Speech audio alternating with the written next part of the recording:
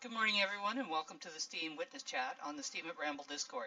I'm Shadows Pub, your host and moderator this morning. The topic of the witnesses, who they are, what they do, and why it's important for every member of the platform to vote is a frequent topic during Pimp Your Post Thursdays, and is what has prompted this forum. I'm going to start off by asking the witnesses to introduce themselves, give a bit of an idea what they bring to the platform as witnesses, and any comments they'd like to make about their role as witnesses in the direction of the platform, or if they've been here before, what they've been doing since that they'd like the community to know about. After that, members of the community can comment, ask questions, raise concerns. The format is that of a group of people in a room having a conversation. Keep in mind when you're speaking that others are waiting. I'm expecting polite and respectful discourse, which will mean I need to moderate very little. I'll remind everyone that the witnesses are also part of the community and have an interest in its success, just like anyone else.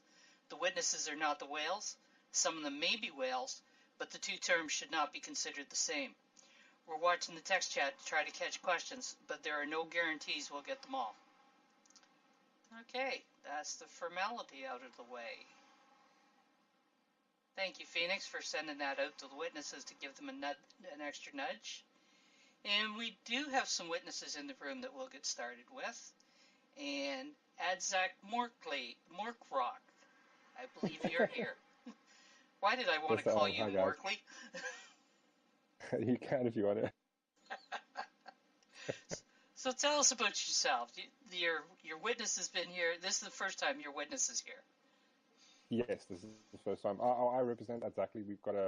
We're the Exactly Witness. It's sort of a community witness. There's a few of us that are involved. Myself, Alex Vans actually helps part of it. Princess Mumi's part of it. And then we've got a couple of guys who sort of handle our technical side, the servers, hosting and that. But we sort of represent the public front. We represent our community, our Exactly community in with us. We've slowly started building that up, and we're starting to take part in the witness forums and so forth. Okay, so I guess the first question off the bat is, what sort of thing does the Exactly witness do? Well, one of the things we started doing. Can you guys hear me clearly? Yep. Oh well, one of the things we started doing is we're supporting our people. That like Exactly members for one. We started an initiative within our Discord community called Post the Day, where we try and actively support them. That's one of the small things, support new members. I mean, basically what we do is we just educate people as they come in, how to do posts properly, how to interact on Discord.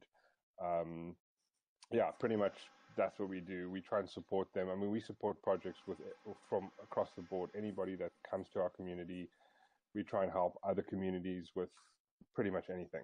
Like, listen, you have a project, bring it to us. Let us help you. If we can help it via upvotes, or we can help it, like, not always upvotes, but like, let our community help you. Maybe there's someone, for instance, you need a website done. Let's help you find people to get your project off the ground. Pretty much that's sort of what Exactly is all about. A decentralized open value network. Sort of the publisher's clearinghouse of the blockchain. Thank you, Morkrock. Alex Van. I haven't. There we go. Morkrock, can you hear me? Yeah, we can hear you. Because my mic sometimes is having some issues. Yes, I'm also together with Morkrock, helping on the Exactly Witness server. And I also started another server, the Raw Witness server. Raw comes from Romania because my other colleague that we're running, he's Romanian. I'm not living in Romania anymore. I'm living somewhere in Germany. And we set up a pretty good server. Like, we are one of the few who run a 128 gigabit machine. Like, we want to go now in the next couple of months to have a full node, because there are only few full nodes for the blockchain Steam, and sometimes they smear off. Like, this is the most problematic now on the Steam blockchain, the full nodes. Personally, with what else we did, we started the Romanian community, Steam Romania.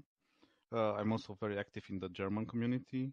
One of the members that started also the DACH, this is Deutschland, the German community on Discord. We delegate to people that have problems, like there are some shortcomings with the bandwidth, and a few members of us just delegated a few Steam power to the ones that are having problem with the bandwidth, like good authors but who cannot post and who have not the means to buy into Steam. So we try to help them by delegating some 50 SP to post and to interact on the platform. If you have any questions, I'm here too. I can answer them. Okay, thank you, Alex. Questions will come after we go down through all the witnesses. And also news since the last witness chat, Coffee. You're muted. Are you coming on mic? Give him a chance to answer there. Hey, Coffee, are you coming on mic? I don't see him typing. He's in and out. Sorry, out with the family. So okay, we'll move on down. If he gets a chance to come on later, we'll let him on. Okay, Crimson, you're with us. Good morning. Good morning.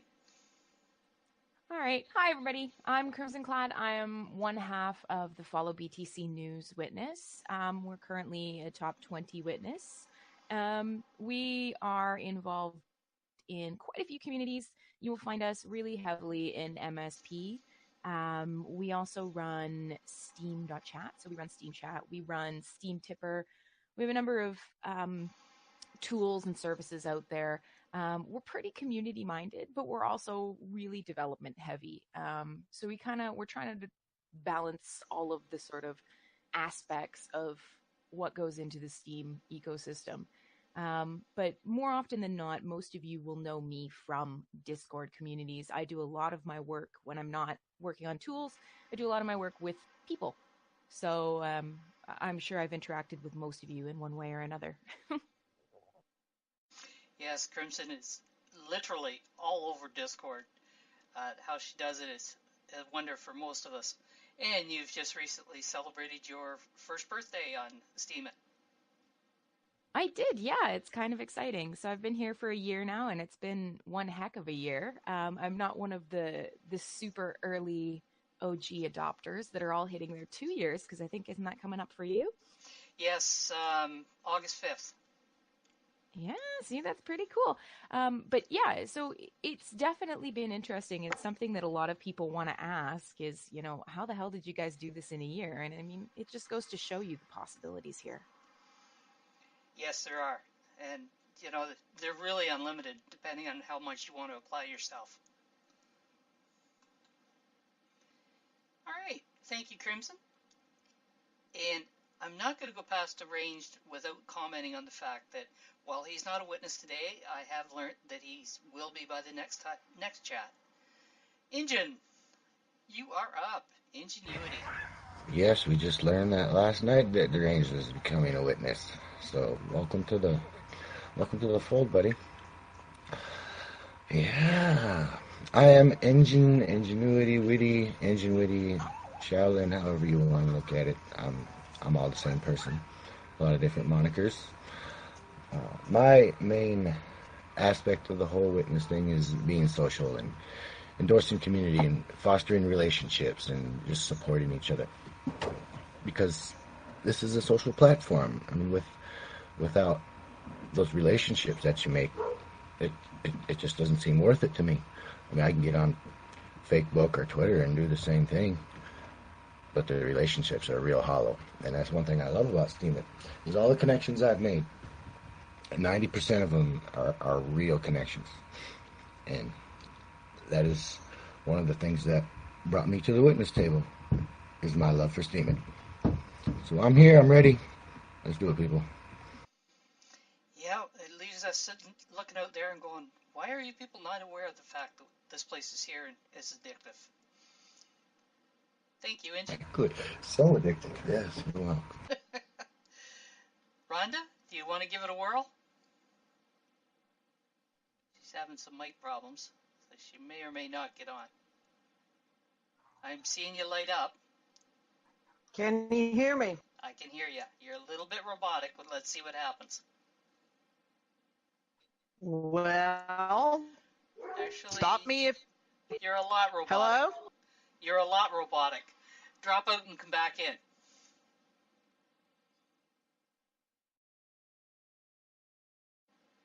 Okay, she got that. We'll give her a chance to get back in.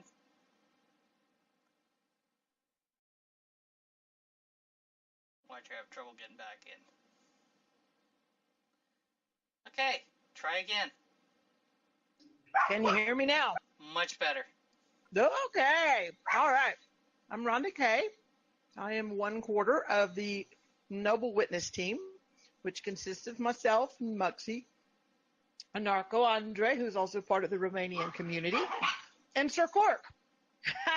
Ingenuity, I see that. I'm the Hugglesome part. Well, some people would disagree with you, but yes, I am multifaceted. So, yeah, we're gonna hopefully get to meet up in Gallenberg next week. Ingenuity, I hope you're still planning to drop in and visit.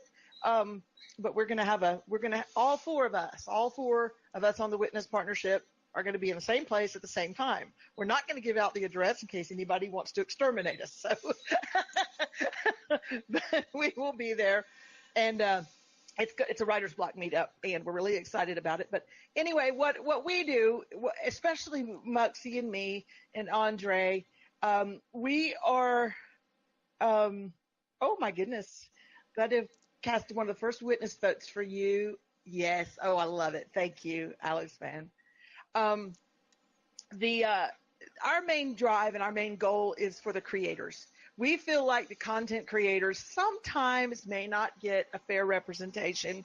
They get lost in all the investors. Now, understand, we're not anti-investor. We're very pro-investor, because without the investors, we would have nothing, guys, nothing.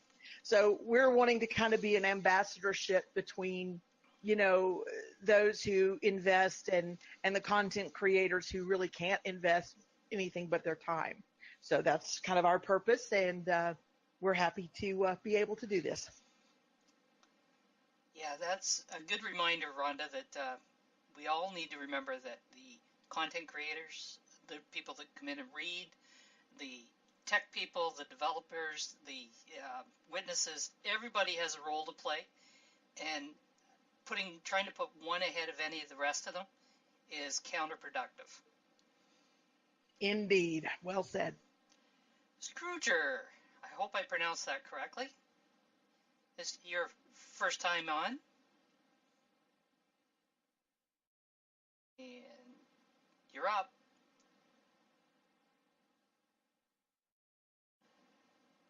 Oh, you may be having mic problems. Scrooger.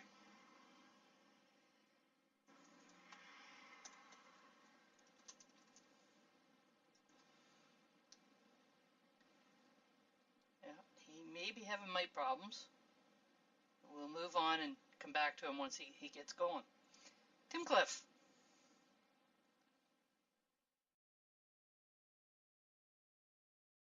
Yeah, Scrooger's having mic troubles. Okay, Tim Cliff, go ahead while Scrooger's working on that. Hi, can you hear? I can hear you. Hello, my name is Tim Cliff. I'm one of the top witnesses. As far as what I do, I'm kind of all over the place. I have a lot of different projects, and my roles kind of change as various needs come up. Right now, I'd say my two main focuses are being the moderator of the Steam.chat help channel. Basically, the two of us kind of deal with the majority of the support issues that come in there, various users reporting problems and trying to help them find resolutions. And I've also been doing some development for the Steam blockchain code. So is there anything particular you've been developing on the Steam blockchain code? Yes, so actually there's two changes that I've been working on, both of which would be a hard fork change related to the Steam backed dollars. So as most users have probably noticed right now with their payouts, the liquid portion, which is typically paid out in Steam backed dollars, right now is getting paid out as a portion of Steam dollars and another portion as liquid Steam. The reason for that is because the way the blockchain code is written, after a certain amount of SBD tokens are printed compared to the total market cap of Steam, it starts printing less Steam dollar tokens, and in their place, it prints just liquid Steam.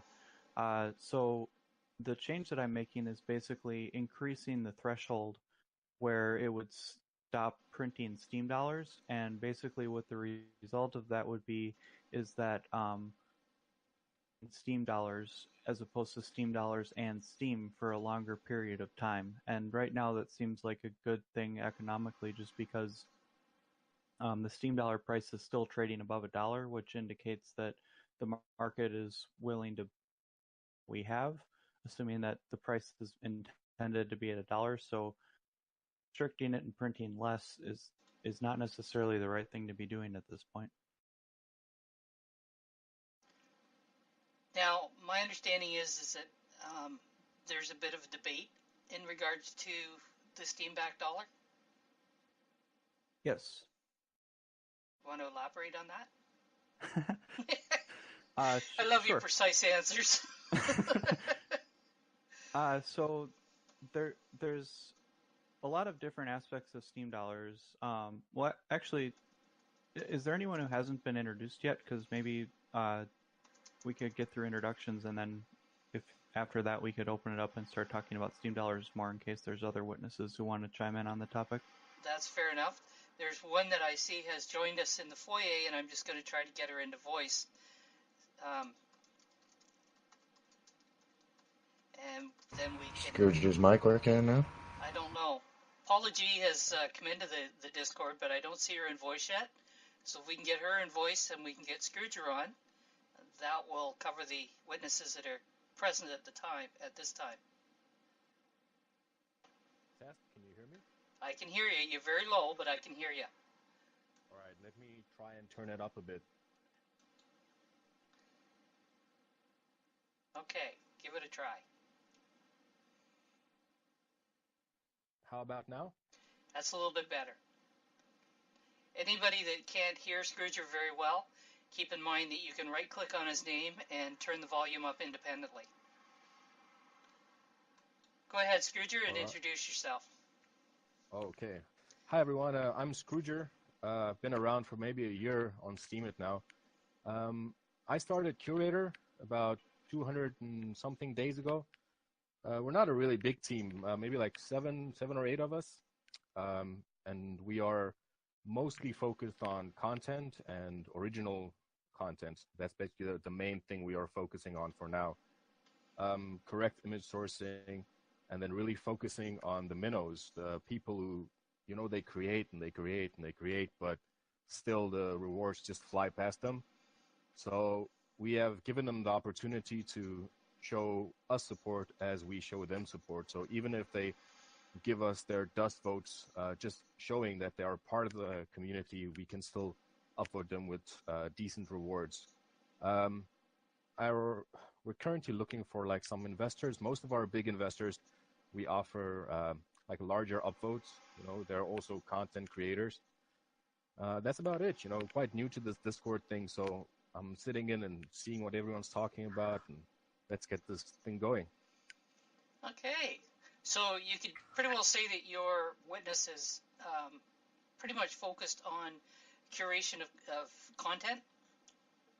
Yes, that's correct. Okay. That's always good to hear. Being a curator Thanks, yeah. myself. Oh, yes. Awesome. Yeah, we... aren't we all, the big problem with manual curation nowadays. So even though we cannot go around manually curating everyone, we do try to manually approve all our members. And yeah, we do show a lot of people away. And then even if we do, we try and help them and get their quality up. And as soon as their quality is of, decent standards, we let them in, and we share the upvotes with them on a daily basis. Yep, exactly. So I haven't seen Paula G come into voice. So Tim, I'm going to turn the floor back to you so that we can carry on with the SBD conversation. Sure. So I'm not sure how many of the users are familiar with the economics behind Steam dollars, so I'll just quickly talk about that before I go into the debate behind it. When the blockchain was originally created and launched, the intention of Steam-backed dollars was for it to be a stable currency, so that if users got paid out $10 for their post, if the price of Steam is going way up and down, that they wouldn't have a bad user experience coming back a week later and their $10 had turned into $5. So Steam Dollar's original intention was basically to hold its value close to $1, so that when users got paid out, their experience with the platform was basically intuitive. If they made $10 on a post, they'd get $10, and when they go to cash it out, they'd have $10 in their pocket. One of the things that happened, which I don't know how expected it was, is that it seemed that when the platform was designed, they had a lot of plans for what would happen if there wasn't enough demand for Steam dollars. So witnesses have some tools to basically prop up the price. If it's going down below $1, we can do things to incentivize demand to push the price back up to $1.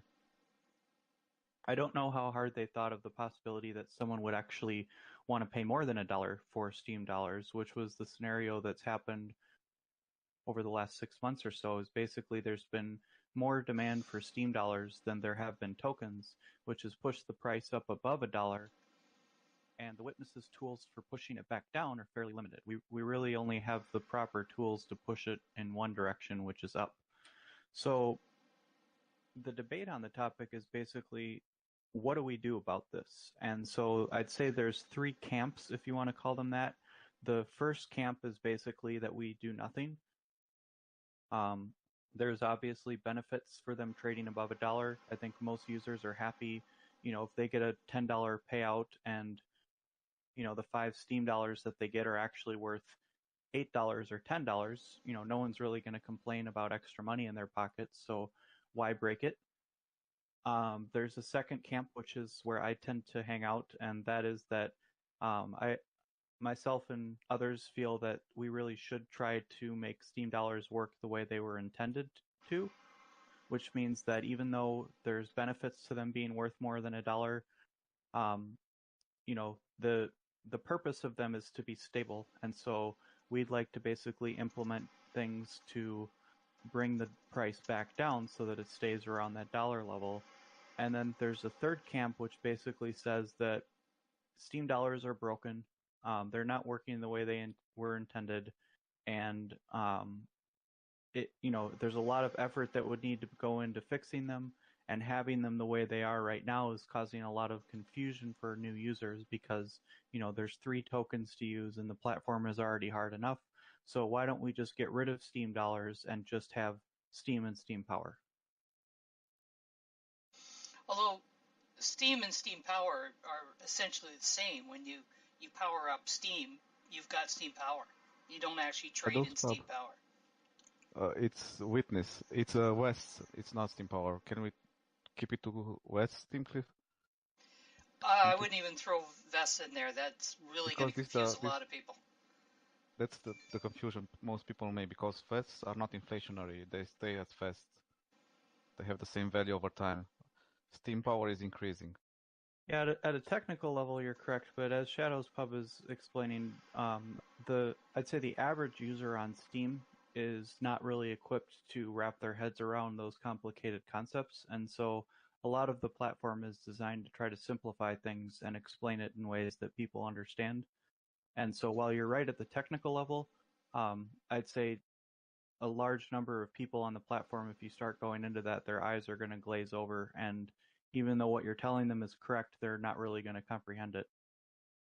The problem is for taxes. If you are in a country that pays taxes for cryptos, you need to handle them as fast because you don't pay taxes for the increase. If you pay taxes for the Steam Power, which is increasing, you have to pay something. That's why I'm saying. Well, you would have to pay taxes, so No, because you have the West, they stay the same. You don't pay taxes for because they stay the same. No, but okay, so we're going to get into an IRS conversation here. Yeah, that's a tax thing. That's not let's the stop actual it. mechanics on the system. So I guess one of my questions that I have when you talk about trying to peg the dollar, the Steam-backed dollar, is as long as it's trading on the exchanges, wouldn't the peg be artificial? That's my argument as much then, but you kind of answered the question, but why? But there's a market demand for them, and they're trading at a market value that people are willing to pay. Why manipulate the currency? Why not just leave them? Like I would be in that first camp you mentioned in that case. Just let it go and let the market decide its value. I kind of tend to agree with that, because it's sort of like you're manipulating the free market to a degree. Because the problem was that the Steam Back dollars are on an open market, therefore the free market kind of decides. They dictate what happens with Steam Back dollars. Yeah, but the thing though is that they were not intended to just be let loose and have the free market decide. There's mechanisms built into the blockchain that are explicitly there for the witnesses to manipulate the currency, and the white paper that describes their purpose was very clear about the fact that it should be manipulated for the intention of holding it at $1. Again, they're on some of the markets like Bittrex and Binance, and I think Poloniex had them as well. So as long as they're on those markets, they're subject to the market ups and downs. So yeah. How do you peg it in view of that? And that's very true. And so the peg, as far as I know, almost all cryptocurrency pegs are loose pegs. I mean, there's nothing forcing the token to be at $1. But the intention is that the mechanisms that are in place are intended to bring it back to $1 if it deviates away. And so there might be short-term highs and lows over a short time duration, but the idea is that in the long run it should be a stable token that basically equalizes at around $1. So basically pegging the Steam Back dollar is in effect saying we're going to manipulate it if it does move up. Be prepared. Yeah, so that would be what we would say if we're in the second camp, which is to force it to be a peg, is that we're basically saying we are going to manipulate it. And what's interesting is it's already clear and out there that we will, or we should manipulate it if it goes below $1. So everyone kind of has the expectation of witnesses that if Steam Back dollar starts going below $1, that we need to be doing something. We need to increase our APR. Some witnesses use biases on their price feeds. So the idea that this shouldn't be manipulated only seems to be applied by a lot of people in one way, which is when the price is up. They're okay with us manipulating it if we push it up when it goes down. Sort of like the upvote downvote thing. It's okay to upvote, but don't downvote me. I won't be in that camp. I wouldn't want any currency manipulation, even if it was down. It's a buyer's market. I mean, that's what markets do. They fluctuate. Yeah, but then if that's the position, then why have Steam dollars in the first place? Why not just have Steam? Well, that would actually be my larger question if I was going to frame it like that. It's confusing for new users to have multiple tokens, as you referenced a little bit ago. And also, then you can remove it, and then you have to put it on the market price that it's traded when you print it, because now you get printed at $1. Am I right, Tim? At the moment. Sorry, I didn't understand your question. Now you print the SPD at $1 in the system, because you get X amount of, when you have 50-50, you get X amount of steam power, and the rest is printed in SPD, but at a rate of $1, not on the market price. I'm not understanding the question, but let me just explain some of the mechanics and see if that answers it. So the blockchain itself does not factor in the price of Steam dollars at all in any of its calculations. So if Steam dollars are trading at $10 or $1 or 2 cents, regardless of what that price is, the blockchain is going to print the same amount of Steam dollar tokens based on it's based on the price of Steam. And so when the price of Steam dollars goes up, the blockchain's view of Steam dollars doesn't change at all. The blockchain always treats a Steam dollar as if it's worth $1. Yeah, you see that when your rewards are figured out at the 50-50. That's why I'm saying, and if you can let it loose, then if you don't peg it to the dollar. when you print it. That's why my question. Then you have to remove also this facility of the printing.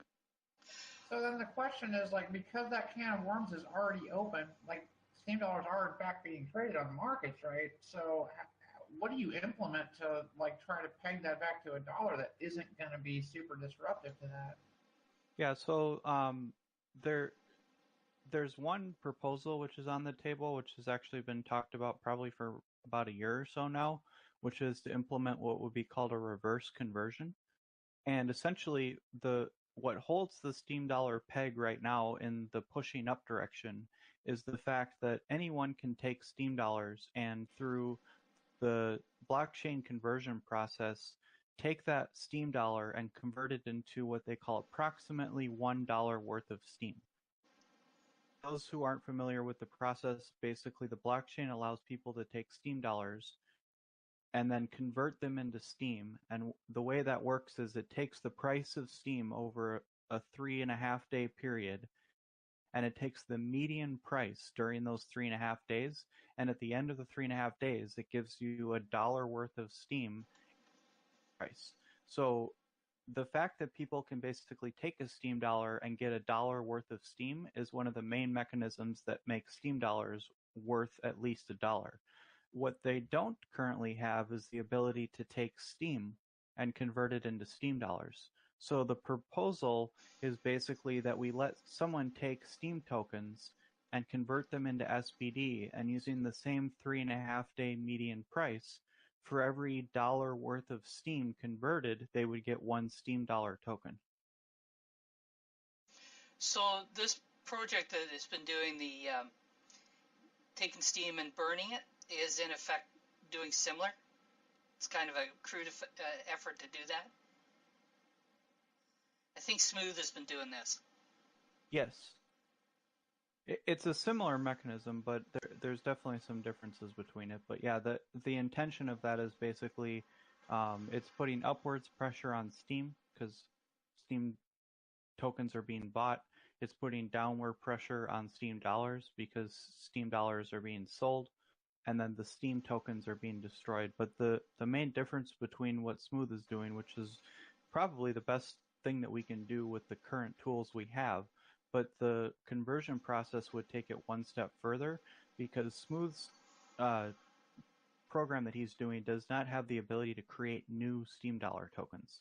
So the supply of Steam dollars is still fixed based on their print rate. And so even if 100% of the rewards were going to Smooth's proposal, there still is a fixed supply of Steam dollar tokens. So with the reverse conversions, we're actually opening up the blockchain to allow more Steam dollar tokens to be printed, which would increase the supply to help satisfy the high demand. Okay, that would be the mechanics of how it worked. As to whether everybody can come to agree on which way to go, well, that's going to be the next question. I'm going to divert here briefly. There's been two other witnesses have arrived. I'll give them a chance to speak. Jack Miller, if you wanted to introduce yourself. Yeah, good. Everybody knows me by now. Pretty much everybody. I have been listening in. I've managed to read up on the chat here. I think that a lot of people fail to realize that the Steam-backed dollar SPD is an intricate part to our ecosystem, and with the introduction of smart media like SMTs, it's actually the SPD that is going to make the SMTs boom, make them worth something, because the SPD, our Steam-backed dollar, when pegged to $1 is what is going to make our ecosystem unique in the fact that every website that uses US dollars as a trading currency shall be able to, without any fear, consider to use our SPD as the one and only suitable, reliable, and safe cryptocurrency on the market to do trading. Likewise, this shall boost to 1,000,000% the value and need and utility of all SMTs, not to mention the fact that Steam shall go to the moon once the whole ecosystem starts working in the way that it was planned as per our white paper.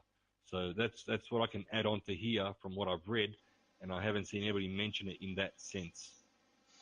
So, Jack, do you want to fill us in on anything you've been doing since the last witness chat as a witness? I think you've had a project or two that you've been working on. Yes, I've issued at witness page, opened up at witness page. It's basically using a bot which has been modified, and who in Alvarez, he runs Steam Witness Castellano. He helped me out a lot on that, and some guy 123 helped me out a fair bit on that as well, because I'm learning as far as coding goes. I'm an amateur. I'm a learner, but these guys really helped me to see what I've missed and fill in the gaps and so on. And we've got it up there where basically when any of our witnesses who are active does a witness post using the tags, any one of these following 3 tags: witness category, or witness update, it shall automatically re-steam the post onto at witness page. So Steamians now, literally, rather than having to follow 130 something witnesses to see what they're typing or what they're writing about their witness activities, can just follow at witness page, and in their feed they will receive the re-steams, the relevant re-steams for the activities that are witness related, or witnessing as some of us like to refer to it. This is in no way something to compete with Tim Cliff's efforts. I actually wrote a post up today about that. Tim Cliff's weekly reports are excellent, and they serve a purpose. This is actually complementing that. This gives you a way to see it daily, up to date daily, and follow the witnesses. But if you miss something, guess what? You can either go to at witness page and scroll down, or you can go to Tim Cliff's profile, click on his weekly report, and check them all out one by one. So basically, the two services actually complement each other and add to the overall transparency, where people can catch up and keep up with what all the witnesses are doing.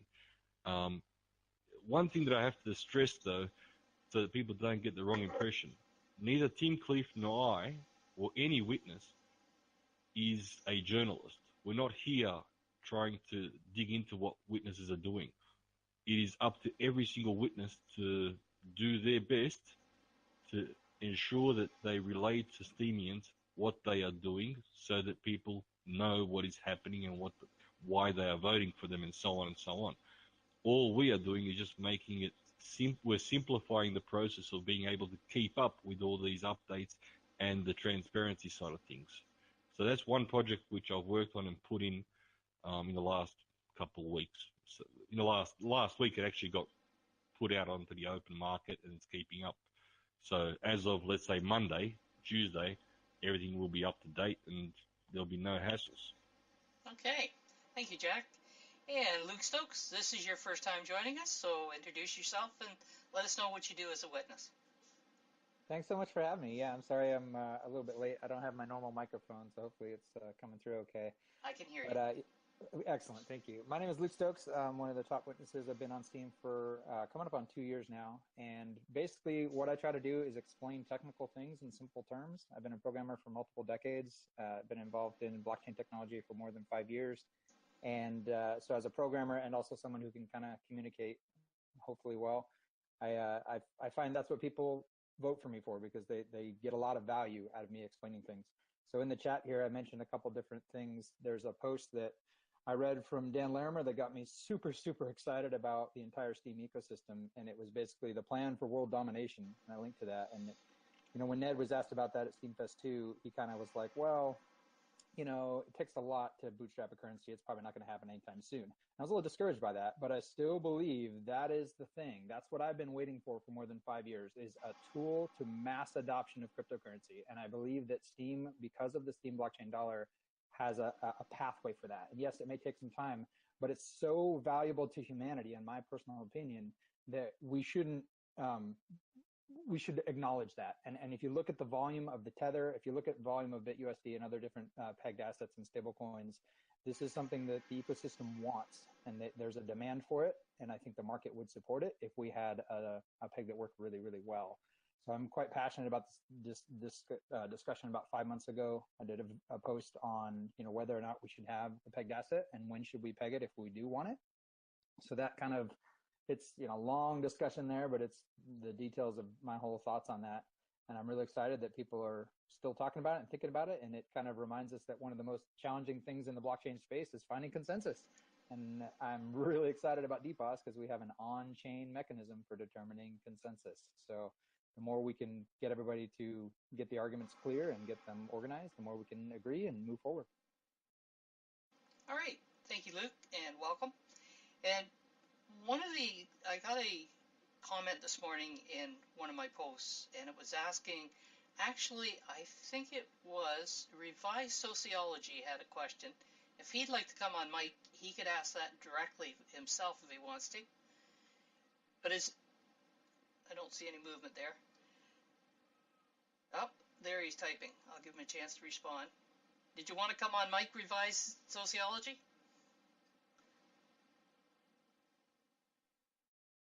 Okay, we'll give him a chance to come on. I kind of think I know the answer to his question, but I think it might be best to let him ask, for the simple fact that we'll answer the question for a lot of people when they hear the witnesses' responses. Kitty Girl, noble witness is one word, and thank you for the work you're doing, keeping track of the witnesses that are here. Oh, there's no dash in the name? No dash. You need to be on push to talk, Revised Sociology. Revised Sociology, you have to have push to talk set, and this is ANCAP Barbie. If you don't have push to talk set, DM me and I will help you get it set up. Yeah, anybody is welcome to come on mic. We just don't talk over top of each other. We do kind of take turns. Luke is commenting, one thing I've heard in support of allowing a high SBD is that market speculators essentially get to pay Steam users who are just posting. Can you elaborate on that, Luke? Yeah, well, to be clear, and if you read my post I mentioned that I did 5 months ago, I am a supporter of a solid pegged asset. I think the market really wants that. I think that would be fantastic. I don't see the value in having two speculative assets in both Steam and Steam blockchain dollars. And again, it's a very detailed argument. I think it's about a 30-minute video where I'm talking about it, and I have the video in text as well. So if anybody wants the full deal, by all means, check that out. But I always try, whenever I have an opinion, I always try to find what's the very best argument against my opinion. And I think there's a pretty strong argument when the market speculators start pumping up Steam blockchain dollars to some ridiculous amount. Everyone who has them, who's been rewarded by them with their posting, has this kind of like free money moment, and they get to just dump on the market and buy Steam and power up. And that's actually a really cool thing. And I do recognize that would be not there for those who want to do that. And some even have argued that by having a high Steam blockchain dollar as SBD, that we can actually get people who don't have as much Steam power, they can kind of get there quicker because they get to buy more Steam. And I recognize that argument also, but I do want to remind people that all of the rewards, the entire reward system, is based on the price of the Steam asset. That's what the witnesses provide a price feed on. The Steam asset is what runs basically the whole economics of the system. And so if you have a high Steam price, that's kind of increases the value for everybody. So there's kind of two sides to that. If all that money that's going into Steam SBD, if it instead went into Steam, we would also all benefit because rewards would be increased in a sense. So it's a bit of a two-pronged thing. Yeah, it's a complicated topic. I mean, there are multiple dimensions of this, and this is why, honestly, I think we haven't made any significant change on it because there's, like I said earlier, we have to come to consensus.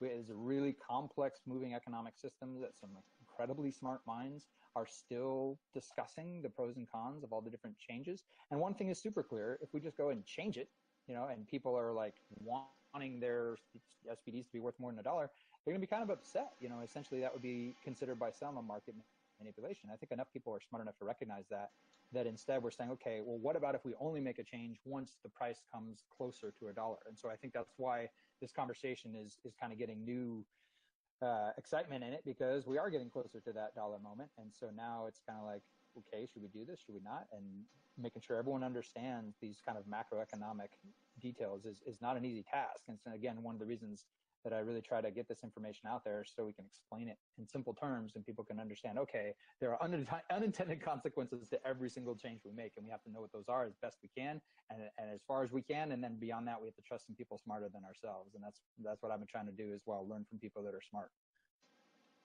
I'm pleased we're talking about it, though, because this is a really uncomfortable topic for a lot of people.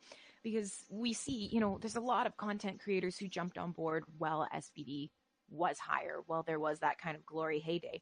So it's really uncomfortable as somebody in a position like a witness or a community leader to be beholden to explaining to these people, hey, we want to bring this back down to where the system intends, without it coming across as we at the top want to, kind of subjugate people at the bottom who are not buying in, but who are earning in.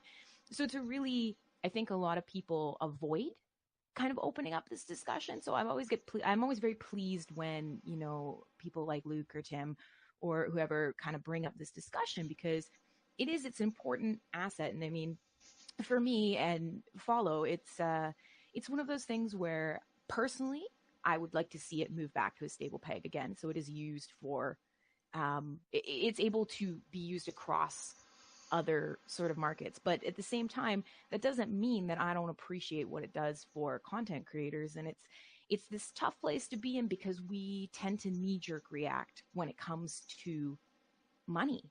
And I always find it really interesting to watch the chat here. And it's not necessarily even just not being educated, but it's also, finding that this platform that you are hoping can be one thing for you may be not quite as fast as you want. So I appreciate that people here are listening and at least entertaining this discussion as well, and looking at all the factors that move this around. Good point, Crimson. And if I understood Luke correctly, he's in effect saying that if the SBD is brought down to $1 and kind of loosely pegged there, that the corresponding reaction would be an increase in steam. And maybe that's something that a lot of us need to remember, is that it's kind of giving it up on one hand, getting it on the other one. Is that a correct understanding? Yeah, and I would add to that also, and again, this is just 5 years of cryptocurrency experience speaking, like that also is completely not a guarantee. And that's one of the amazing things about this entire ecosystem is like, it's so early, the market cap is so small compared to the nation state governments and major banks and gigantic hedge funds that are moving all this stuff around, that nothing is guaranteed. And so when the whole cryptocurrency markets go down right now, currently everything goes down. And, Bitcoin is still the world reserve cryptocurrency, token essentially, and everything is paired against Bitcoin. I think with decentralized exchanges, Bancor protocol, these different things that are coming out, we will have other opportunities beyond just Bitcoin pairs, and that will change in the future. But as it stands right now, kind of everything moves together. So I see this very, very often with people that are new to cryptocurrency. The whole market's going down and they're like, what's wrong? What's going on? What happened to Steam? What did Steam do wrong? See, that's because of this. And humans like to find patterns even when they don't exist. And so I see this very, very often where something will be going on and then we'll point to it and be like, well, that's the problem. See, you shouldn't have made that change. So I think it'd be important that we also just have some experience and some historical perspective and some context for how the crypto markets move, so that when we do make these changes, we don't jump to conclusions. In theory, Steam will go up in value if we were to peg Steam blockchain dollars, in theory. But there's also this other argument that once the asset that's loosely connected to Steam or somewhat connected to Steam, the SBD goes up, other people get attention to Steam and then they might invest when they otherwise wouldn't, or they might speculate. So there's it's a multi-dimensional thing. There's a lot of complexity involved. And I'm excited that we could be on this experiment. I'm also excited about SMTs because I think they're going to allow us to experiment even more in smaller risk areas so that we can make more important changes to the whole ecosystem on Steam. So one of the things that I always try to do is, if I see Steam dropping, I go over and take a look at the markets, and if they're moving down, it's kind of like, oh, well, everything's going down. That's just the way it is. Exactly. Yeah, but Luke, like I tried to mention earlier, the SMTs will actually be worth something. They will serve the purpose that they are supposed to serve if we can peg, or should I say, when we peg the SBD to a US dollar. So the ecosystem will be perfect literally perfect. Are you referring to the market maker part of the SMTs? Well, yes, because if we have SBD on as a cryptocurrency being used on all the I'll say web pages, on all the portals out there, web pages out there that use USD, or many of them, not all of them, but many of them, because of its security. Guess what SMTs are? They are a expansion, an addition to that. The security that SBD offers to all of these portals, independent portals out there, rubs off on the SMTs as well.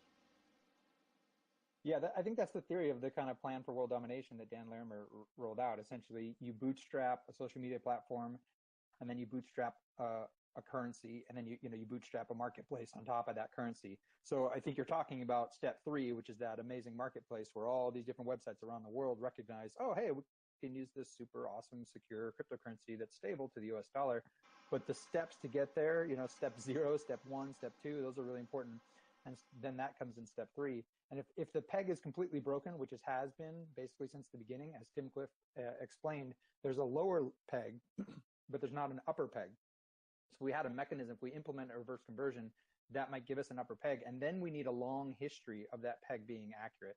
And that is another part. That's why there is some urgency to this, because this may not even be an option, maybe not until like a year of stable peg demonstration. So that's why I think it is important to keep talking about it, saying we're losing time every moment that the peg doesn't work. So if we get the peg working and we start demonstrating that, a year from now, 2 years from now, whatever it ends up being, people might go, oh, okay, now I see it's stable. And to your point, Katrina, fiat is definitely broken too. But that's the beautiful thing about this is we don't always have to be pegged to US dollar. We can peg to something else. We can peg to a basket of currencies. We can peg to strategic drawing rights of the International Bank of Settlements, of the IMF. Whatever we end up needing to do, we can do, and that will build trust with the un-cryptocurrency people that haven't jumped in yet. Okay, I'm going to return to revised sociology's question. It's actually 2 questions, and one begins with the premise that I'm not sure whether the witnesses actually agree with or not, so you can respond to that as well. So his question is, number 1, why do you think activity on the Steem blockchain has stagnated in 2018? And 2, does this matter? Any of the witnesses, the mics are open for you. And they're thinking about it. For one, it's summer. Summer's coming on pretty strong. A lot of people don't want to be cooped up indoors. Granted, there's mobile applications people can use, but I see that as one of the things that's happening. The other one is we had that big boom when the price was up and the price dropped, and now a lot of people are like, oh my gosh, what's going on? And they're getting gun shy at the platform. I'm wondering what stagnation is determined as in this context, because I mean, that really kind of comes through your personal lens and how you use the blockchain, because the transaction amounts are through the roof. It's crazy. What the blockchain is capable of doing is more so even than this. So when you say stagnation, do you mean, are you talking from a content creation point of view? Are you talking about like the last 2-3 days have been, a couple days going into a bright sunny weekend in a giant market slump? I think, honestly, stagnation probably has to be defined here to you. What's the sort of context that this answer needs to be framed in? Because in terms of just activity, the blockchain is doing amazingly. So where do we break this down to answer you? Yeah, that actually is a very good question there. Luke Stokes has said 1.2 million is not stagnation. That's a lot. And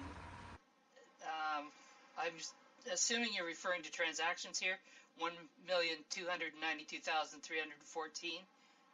Yeah, that's trillion. from blocktivity.info. Pardon me? That's from blocktivity.info. I just linked out to that. Shows the transaction activity on a different blockchain. Revised Sociology clarified his point and linked out to this post, which I'm reading now. Okay. I think it relates to just basically posts, like root posts, actual bloggers out there. And I think when we think about that, I think it's also important to recognize there have been many periods within the Steem history where many root posts were automated spam. So it's a tricky thing to answer, because there have been, basically sometimes it's a good thing, an improvement in the health of the entire ecosystem when the number of posts goes down, because it actually means that Steem cleaners and CheetahBot and these other mechanisms are doing a good job. Smackdown. I mean, all these different things we've done in the past to try to prevent spam on the network. So it's a challenging, complex system. It was also, let's not forget, it was Ramadan in the Muslim world. And we have a lot of people from Indonesia, Malaysia that are posting. And in the past months, they decreased in posting because of Ramadan. Interesting.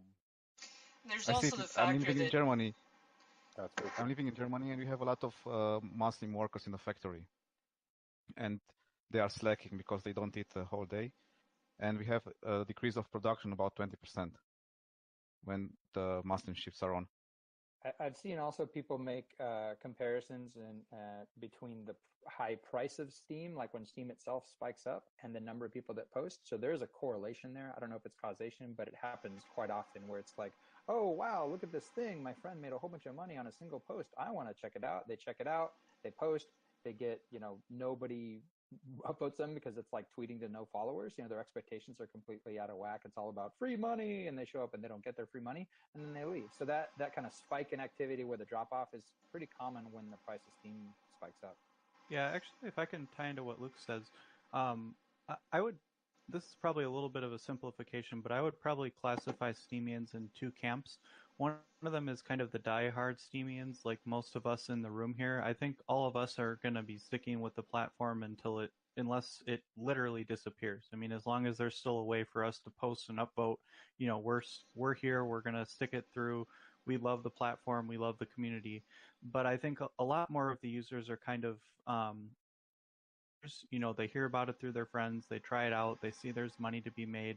They don't really have the same passion that a lot of us who've been around for such a long time have. And unfortunately, just being open and honest, I think our user experience in a lot of ways still is not very good. And where that leaves us is that the main hook or the main reason for people to come and stay is to make money. And so I think if users don't have a way to make money, there's not a lot of other things, unless they're one of us weird, freaky Steamians who just loves this place regardless, to keep them around. And I think the main thing that we're missing, which I'm happy is one of Steemit Incorporated's main priorities, is the community's implementation. I feel that if communities are implemented the way that I'm hoping they are, and it becomes just a really good way for new people to come in and find their place and get support and, post in areas where there's like-minded people, that there'll be more to draw people in and more to hold people here than just the money aspect. And I feel like that's really going to be the key thing that's going to take us from where we are now, which is, kind of the diehard Steamians being the people who are always running the platform, to it actually being what we would really consider a social media platform where there's just tons of people coming and they stay because they like it here. Obviously, the money is an important aspect too, but my hope is that it shifts to where it's no longer the only reason that people stay. It's definitely something. Go ahead, Crimson.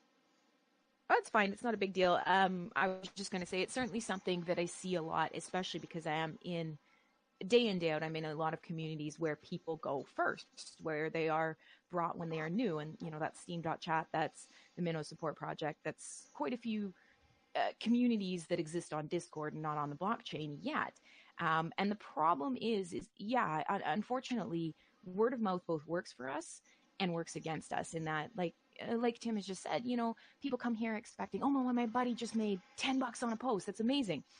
But the problem is I'm hoping, and in a lot of my activities and a lot of the people here that are passionate about Steam, when we explain it not just in monetary value. I mean, there's inherent value in the way that this technology works and the possibilities presented by this technology.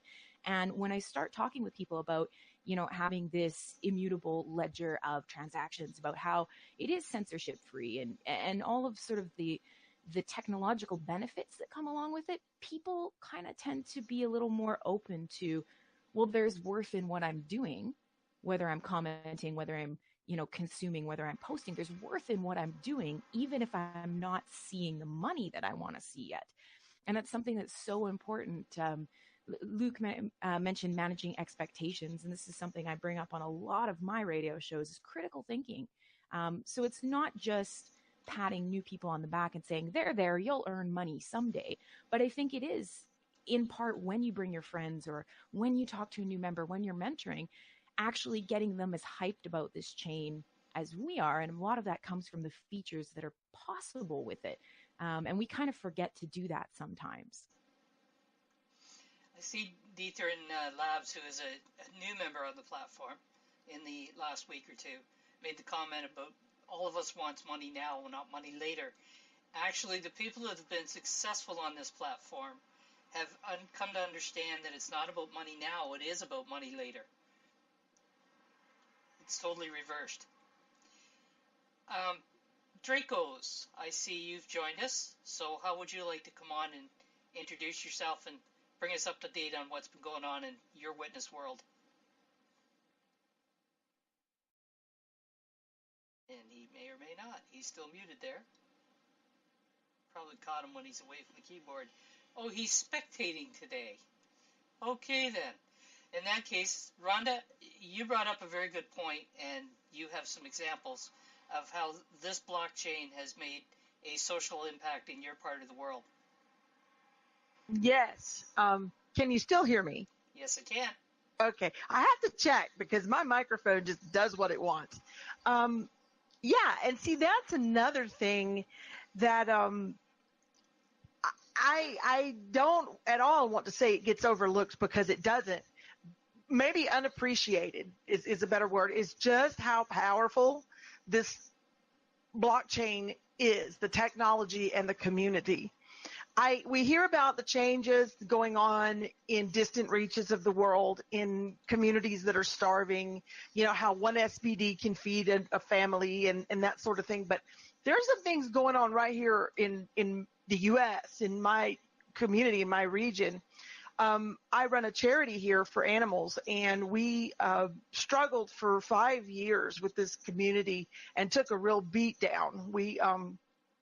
We have been threatened, by officials, by county officials. We've been threatened. We've been bullied. We've been maligned. The whole thing, because there was no checks and balances. There's nothing here. There's no sunlight shining in. The media won't report anything because they're all beholden to the machine.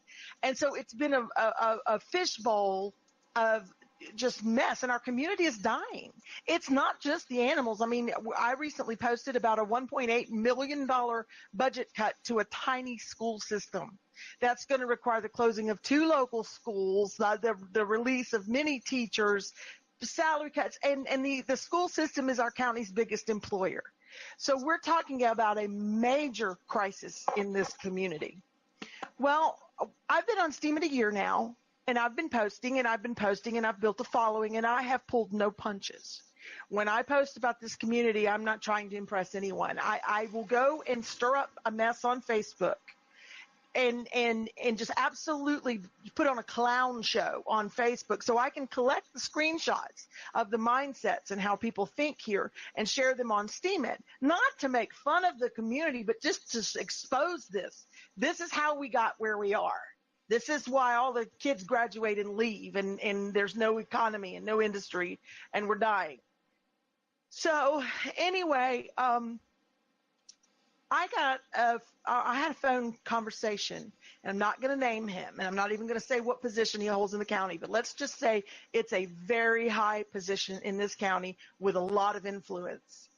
And we started out messaging on Facebook, and he said, call me. He wouldn't even type it, and when I got on the phone with him, now he has been one who has been used as a tool to hurt us in the past.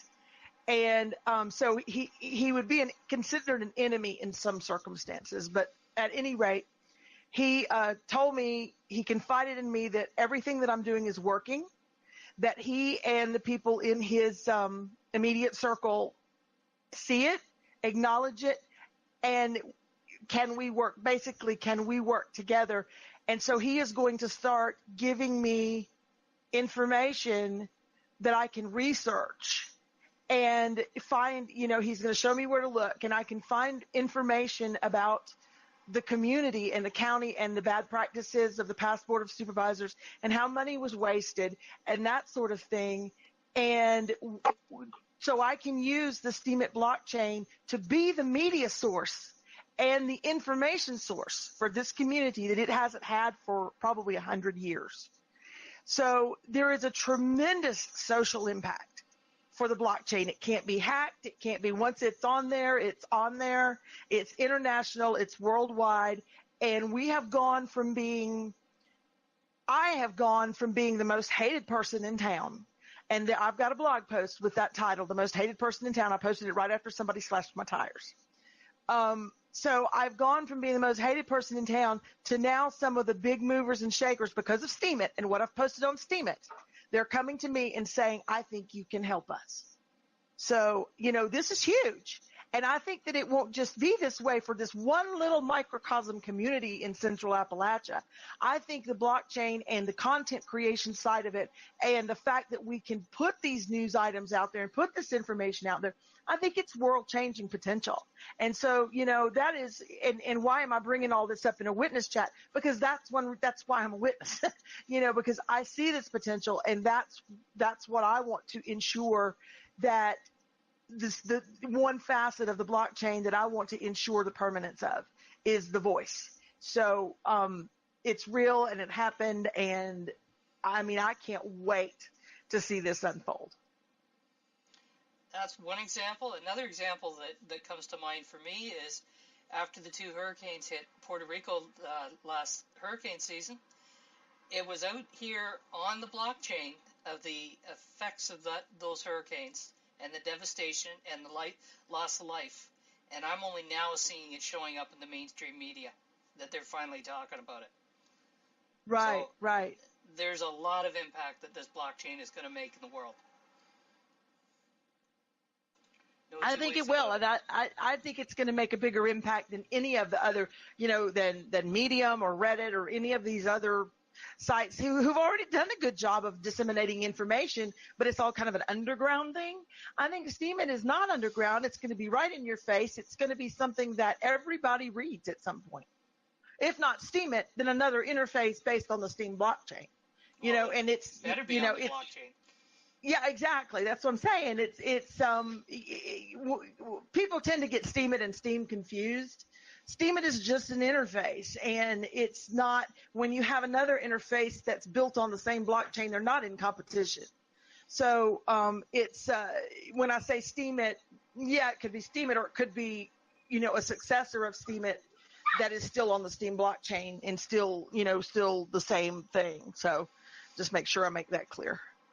Yeah, it's not actually a successor. It's just another entry onto the Steem blockchain, I think is what you meant.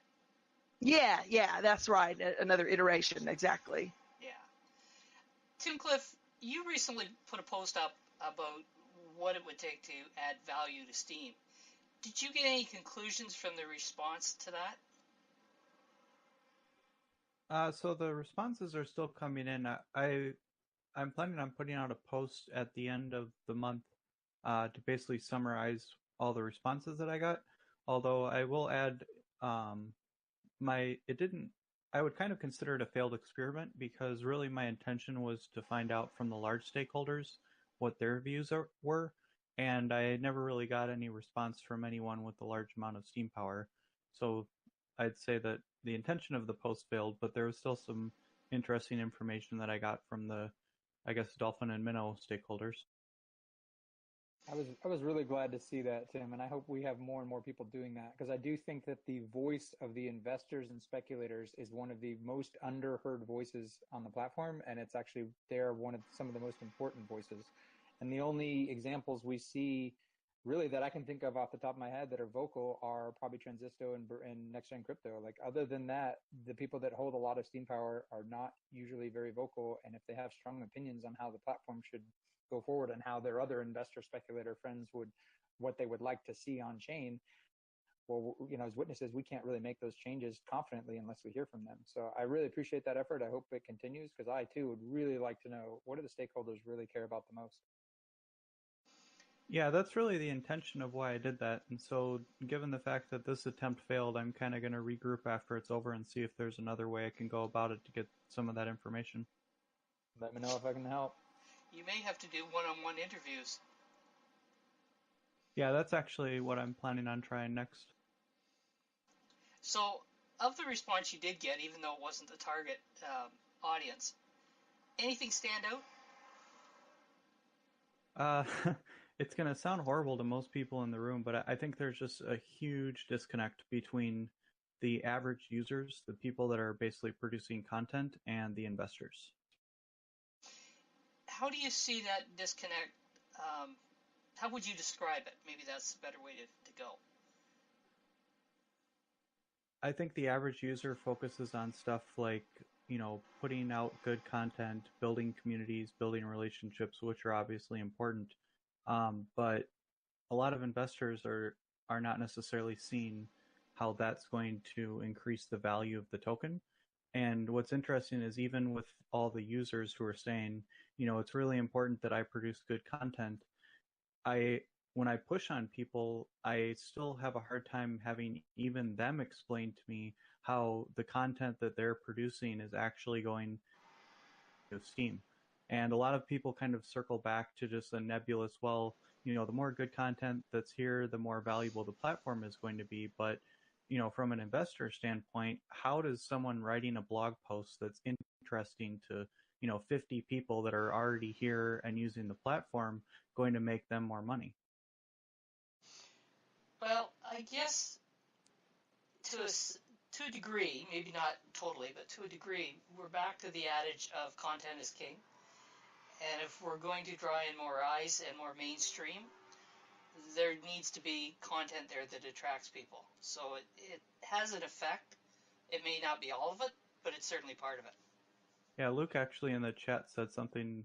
Luke, I don't know if you want to say it or if you just want me to read your comment. Oh, well, yeah, I was a little bit tongue-in-cheek. I think Alex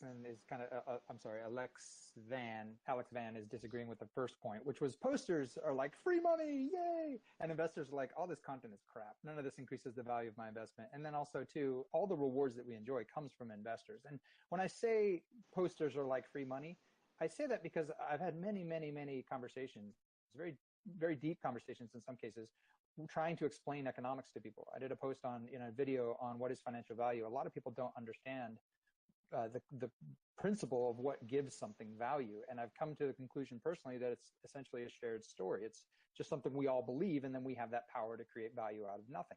It's what central bankers and governments have been doing for a long time, and now with cryptocurrency, we can do it ourselves. But a lot of posters don't understand that. They see the US dollar sign and they think, oh, this is just money, and I don't really know where it comes from, but it's awesome, and I'm going to take it, and I'm going to go to the bank with it. So I think it's important to, one, educate people on economics so they understand where this money actually comes from, and then two, connect to the reality that the whales, quote unquote, the people we like to be angry at the most, create all the value we see. Anyone who buys the Steam token is what enables the rewards pool to be not a worthless token. So we have to bridge that gap in understanding to say, okay, here's the economic realities of what creates value here, and then two, how do we kind of get, and just what Tim's trying to do, get into the mind of the investors to say, what would you like to see? And so, for example, I've heard Transistor talk about certain things that can only be done on the Steam blockchain. And Rondak, you gave it an interesting example where there's small communities where there's censorship going on, or there's tires being slashed, people are being intimidated. Well, the Steam blockchain is permanent forever and can't be censored. That's an example. WikiLeaks is an example. These are different examples that can only be done on the Steam blockchain effectively. If we had more of that, we might actually have more investors excited about supporting the token that makes it work. Yeah, and I'm going to give another example really quickly, something that we will be able to announce, hopefully after next week. We have incorporated a publishing house. And, from the writer's block, and most of you know this by now, and we haven't really gotten it rolling yet. We're waiting on this meeting in Gatlinburg with some developers who are going to help us market it to the mainstream. And that's the whole point, is to go out. We're writers, and, your writing doesn't have value, and your posts don't add value. I've heard it from people. I just want to I want to commit like bodily harm to people telling me it has no value. Okay, I wonder what those people will say when our publishing house goes out into the mainstream and sells books for fiat money, and then brings that fiat money back to the Steam blockchain and converts it to crypto and operates the publishing house entirely on their earnings of fiat that was turned into Steam. Yeah, and actually, that's the goal. So sorry to interrupt. I thought you were done.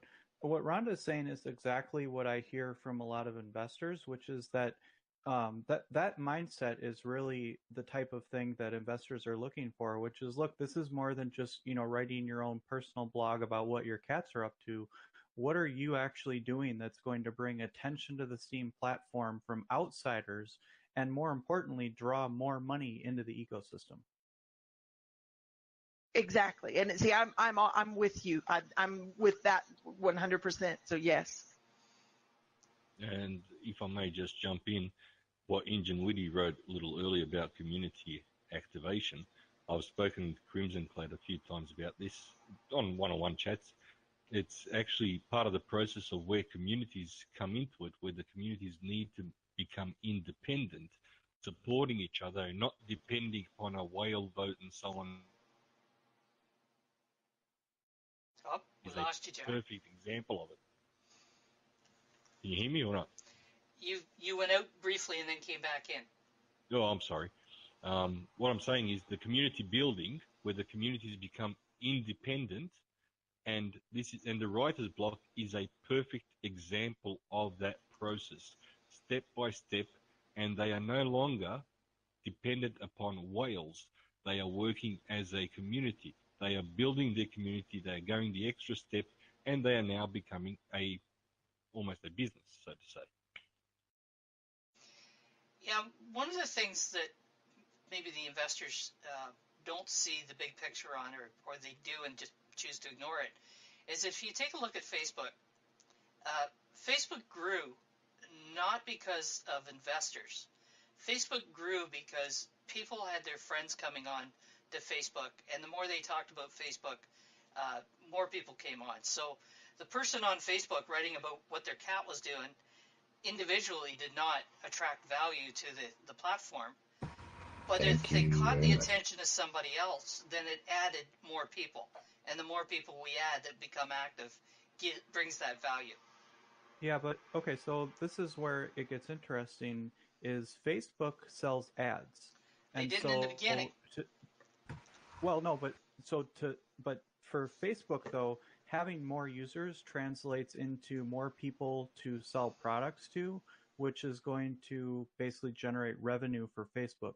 And the argument falls apart for Steam from a stakeholder's perspective, because for a stakeholder to directly benefit from a large number of users on the platform.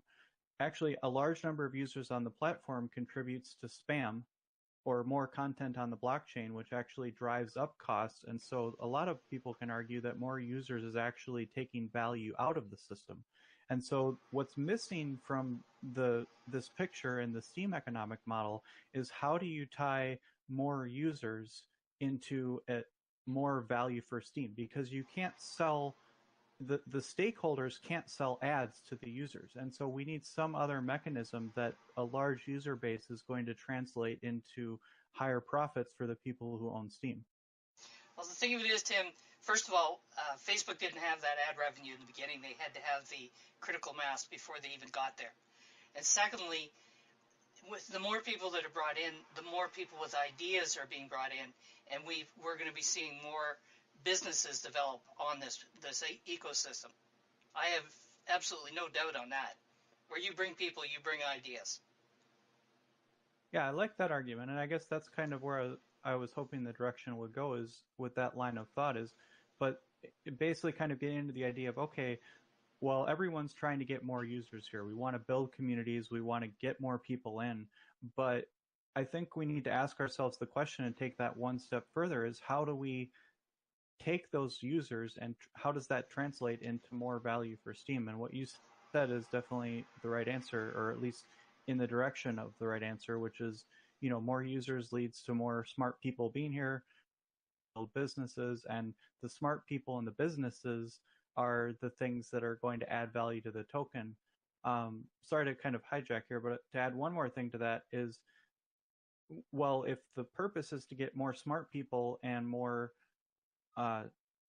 businesses, then should the users that we have be more focused on that?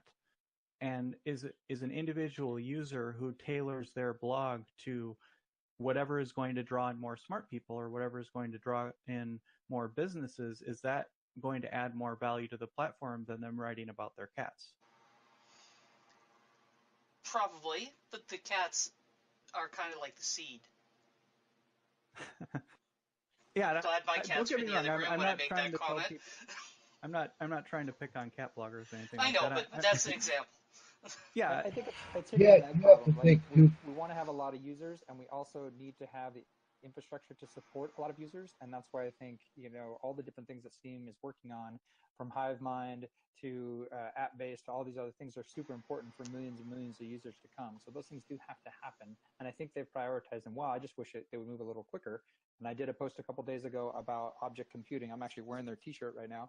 They are a professional blockchain development company that Block One paid for over a year to build a lot of the EOS software. And if we need to, as witnesses, we can go to them and say, hey, Steam, it's taken too long. We don't want to get this done. Let's get it done. And I had a great call with them this week, and I've got a quote for how much that would cost. And I think it's something that we could seriously engage major investors with and other witnesses with to do if we need to.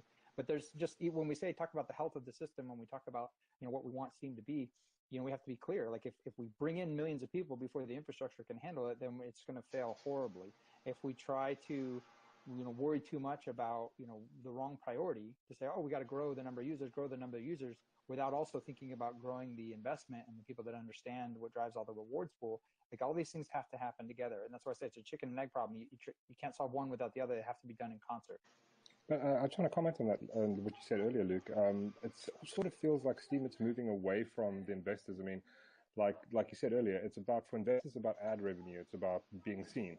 Like when they start taking things away, like the views on blog posts, that kind of does a disservice to users who sort of say promote a product, promote a thing, because that's what an investor looks at. I mean, it's geared more towards the value.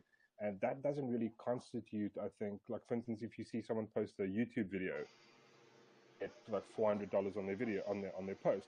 But you go look at the actual YouTube video, it's got 6 views, 10 views, 100 views maybe. And that sort of doesn't, the investors are starting to pick that up to a degree, I think. It feels like they're moving, Steam, it's moving away from that to sort of maybe support the SMTs. I don't know. It's a good point. I think also though that the views were broken. They were really broken, and smart investors also don't want to be misled with false information. So I agree completely. They recognize there's a serious disconnect between the payouts of the rewards pool and the actual the amount of views, eyeballs, and again, thinking from an investor standpoint who wants to promote content and ad revenue. Like that is a disconnect. But there's also a major problem, and is going to open up a whole nother conversation. But there's a major problem with the bid bots, where if I can just pay a whole bunch of money, promote my content to the front, and then even get paid. Not only did I not have to pay for that promotion, I even get paid for that promotion. I might break even, might even make a little money. There's some systems there where people are going, wait a minute, we've seen this before, social media platforms trying to pay users, and they've all failed. So we have to think through that and say, okay, are we on that path of failure? Also, what do we need to do to learn from the history to make sure we don't repeat it? Actually, real quick, I think bidbots are probably a good thing to get into next, but I wanted to add one more thing, just to, in addition to what Luke said, is I think the main reason that the view counter was removed is, as Luke said, it was broken, and one of the main ways that it's broken is that Steemit.com is only one UI that views the data for the Steam blockchain, and so what was happening is the view count that people were seeing on their Steemit.com posts was very misleading and almost disheartening, because they would say, oh, well, I only got 3 views on my post. Well, you didn't necessarily got 3 views. You only got 3 views from people viewing it from Steemit. But what about the people that were viewing it from busy.org or any of the other platforms? And so as the Steam platform expands and we get more and more user interfaces presenting the data in the same way, having a view counter that runs on one isolated website is going to start being a very bad representation of data. And so I think that was the primary reason that was removed.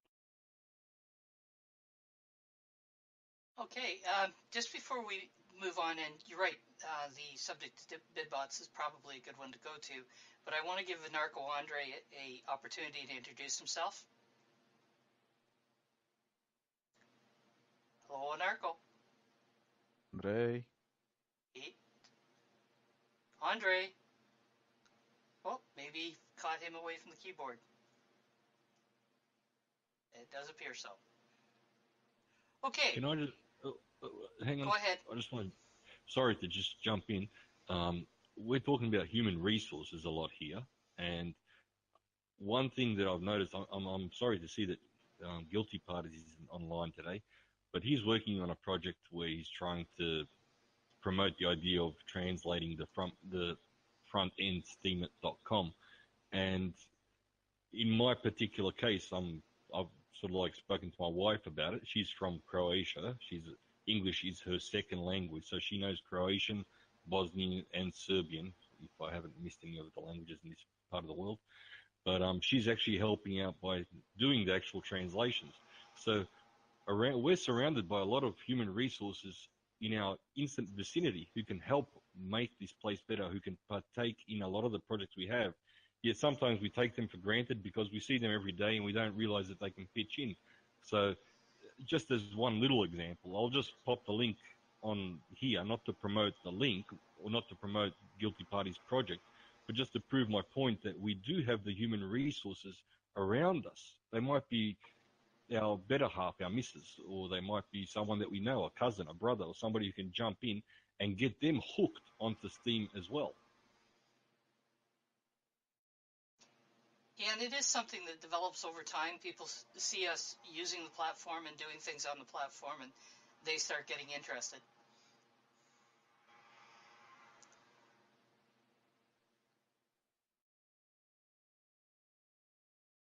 And Eco Instant has pointed out we have to figure out how to continue using human resources. Very good point. I think if Jack had any follow-up, we lost him.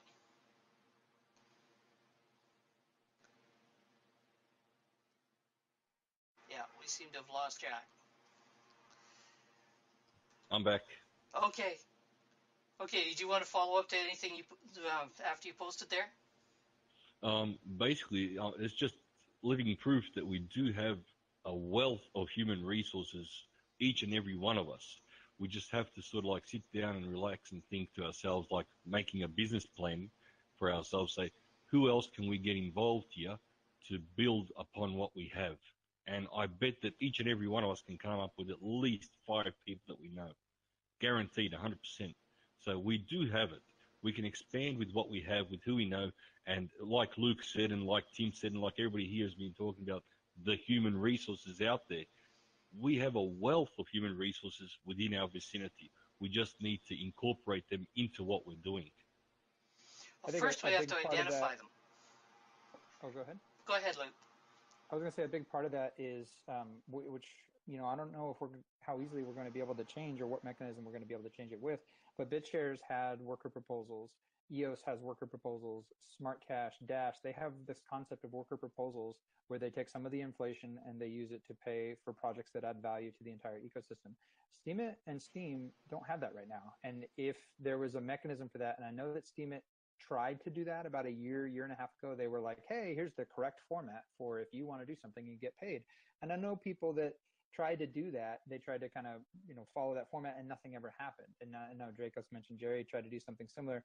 And, it's a little bit hard when the people that are doing it don't have a ton of credibility. Yes. So if you're running a bid bot and you're doing a bunch of things, it's kind of like, that may not actually work out. But if we all were together as a community saying, okay, here's what we're going to do. We're going to put some money in this specific bucket, and we're going to have a very nice on-chain process for figuring out who gets paid for what. But I think a bigger problem than kind of worker proposals at the moment really is the bid bots. I mean, I look at it as a form of self-voting, and we're all kind of allowing it. So wouldn't projects like Utopian and Sandbox, they're kind of a small-scale worker-type planning, aren't they? Yeah, those are the best examples I know of, definitely.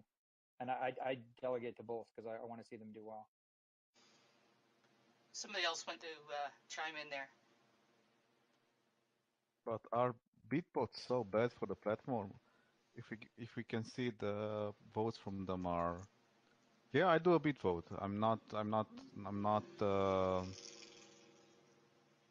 I also have a bid bot. But I see it as an investment opportunity for the guys. And I'm not self-voting it with team, and I'm not using it. I'm just getting money, return of investment out of it. which I can sustain on a project. But are they really that bad for the platform? They are only 1% of the votes are coming from bit votes every day. If you go to Penguin Pablos, you can see one. Sorry to interrupt. Yesterday, when you say 1%, is that just a number of upvotes? Because are you looking at the Steam power behind them? Yes, I'm saying only on the number of upvotes, not on the Steam power that's behind them. Only the Steam power matters. Exactly. Yeah, I mean, if there's one vote that's giving away 5%, I'm exaggerating, but if one vote's giving away 20% of the platform rewards, then, I don't care how many votes contributed to that. I care about how much of the rewards are being distributed. I think when that report is being run that you're talking about, a more interesting one that I'd be interested to hear about is how much of the rewards pool is being distributed to people who are voting through upvote bots, because that would definitely tell us a lot more. I've seen numbers as high as 40, 50, even 60% there. And the reason why I say it's a concern is the original white paper talks about proof of brain. And I saw an interesting article recently that essentially kind of claimed anything coming from a bid bot is a counterfeit printed Steam for that block, because it wasn't from proof of brain. It was someone who figured out a mechanism to essentially reward themselves with, with the BidBot system. And again, I tried BidBots for like a month. I played around with it to understand it. I made money, and I'm like, okay, I can see why people do this because they like to. But I did a post on, wealth extraction versus long-term rational self-interest. And I do see a lot of history of social media platforms that try to reward people, and they end up gaming the system, and eventually the platforms die and they go away. And I don't want to see that with Steam. And when I look at the increase of people trying to extract value via BidBots, I appreciate there's a promotional aspect of it too. They want to get on the front page, and they sometimes take a loss in order to do so. I think that's just solving one problem with the wrong solution. Like if we had a good promotion system that actually worked, the promoted tab is not it. But if we had one like inline entries, just like we see on Twitter, just like we see on Facebook, and I would like it to be opt-in. So if I want to get paid a little bit for seeing ads, then I could opt in, and in my feed, I'd start seeing promoted posts. I think that would be a much better way to do it. I'd look at that and say that is real investment. But what we have now is just a really distorted picture of the quality of content on Steemit, because people go to that, and it's not proof of brain content on the trending. It's just whoever paid the most bid bots. But let's put it here, like when I started on Steemit over 1 year and a half ago, there was also the same people on trending. It was the same guys. You had almost always the Sweet Jazz doing the posts there, same guys all the time on trending. It was no newcomer had the chance to come on it, and now it's very hard to come as a newcomer even in hot, because new people are not voted. But the other question is how you can prevent offline selling, like Minnow Booster is doing now. You can buy votes from Minnow Booster from their platform, and you don't even see that these votes have been bought. Or from Smart Steam, you can buy them. Yeah, so that's a really interesting point. Like Golos, because Golos did it like this, and votes were selling on Telegram. Yeah, and I think what you said is something I want to highlight, which is that before BidBots, there were other things that were dominating trending. And I think the larger problem, if we're going to call it that, is that the new users have always gotten paid very low. It has always been very difficult for a new user coming in to get pretty much any rewards. And I think the natural tendency when people aren't making rewards for their posts is to turn to what is making money and compare. And so whatever is at the top, whether that's circle jerk voting or bid bots or whatever maybe the next thing is going to be, the new users who are feeling under rewarded are always going to look at what's trending and what's making the most money and say, that's not fair. My content is better. I should be making more, and those people who are making more on their posts should be making less. So I'm kind of assuming here that since some of the top witnesses actually have their own bid bots or delegate to them, that there's not a consensus amongst the witnesses as to whether bid bots are good or bad. Would that be a fair assumption? I think, so I don't want to speak for other witnesses, but I think that in general, I think witnesses are going to try to take a neutral position on the use of stake. And so BidBots is a valid use of a stakeholder's stake in the sense that, they're not breaking any laws and the platform allows it.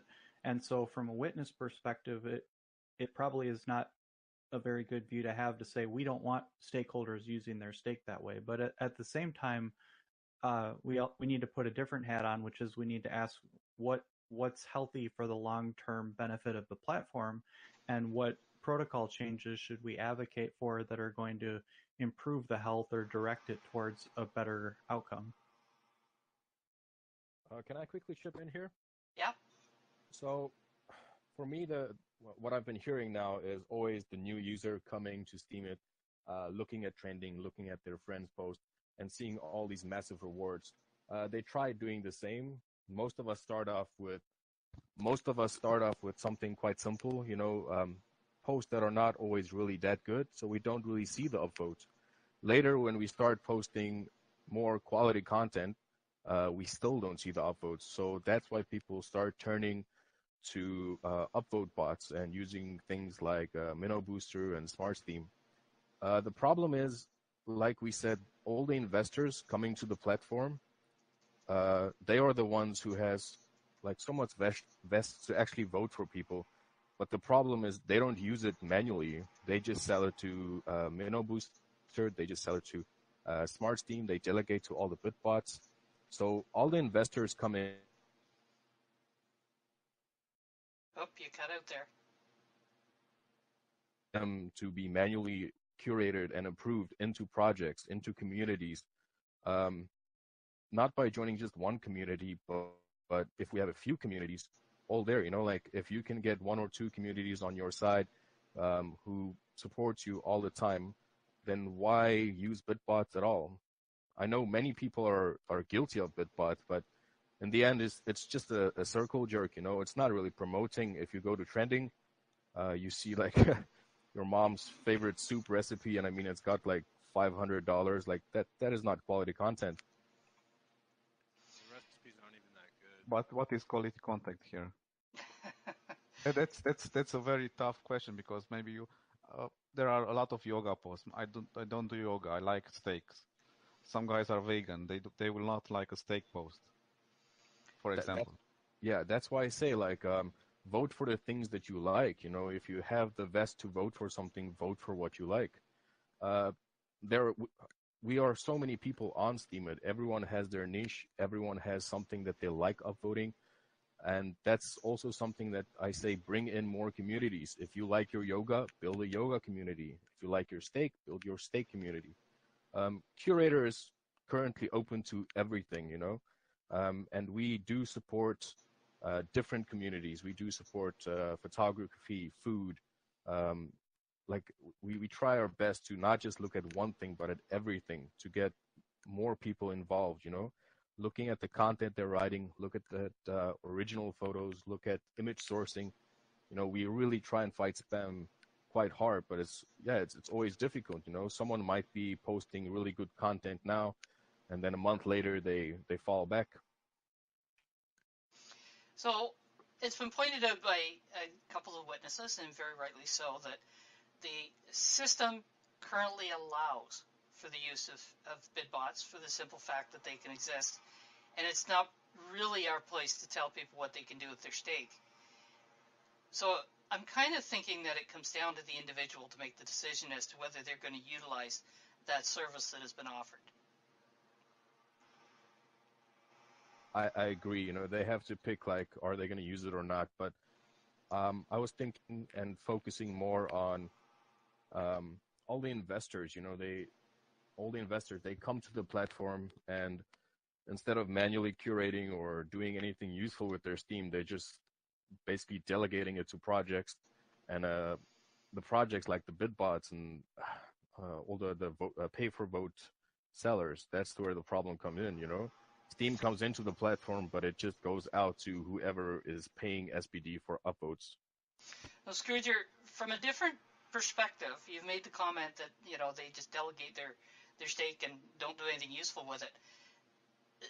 From their perspective, they may actually feel they're doing something useful with it, whether it gives them a return on investment for themselves or it supports a project that's going on. So that's not necessarily our call. And it's taking Steam off the market, and it's making it more valuable. If a guy buys into 100 Steam, and delegates to a board to have a nice, decent ROI, he has taken 100,000 Steam out of the market, and it will increase automatically the Steam's price. Both that user and that bot had stake in the bot, or the bot owner, whatever, whoever delegated that bot, had stake to invest in that bot, and it's not really. I mean, look, for one, automation is just a natural force in any production, in any system of production. Like, we're not going to ban cars because we're putting, horse-drawn carriage drivers out of work, right? And bid bots are a market reality, whether you like them or not. I mean, there's demand for them. They exist. They're going to exist. And furthermore, we're all botting in one way or another. If you're following a curation trail on Steam Auto, you're botting. That's just a matter of degrees. Now, there's two comments made there in text. Matty Yari has made the comment, why not force investors to, I lost it. Participate and curate manually. Everything is possible in development world, yes. I will do it down then. Dracos has made the comment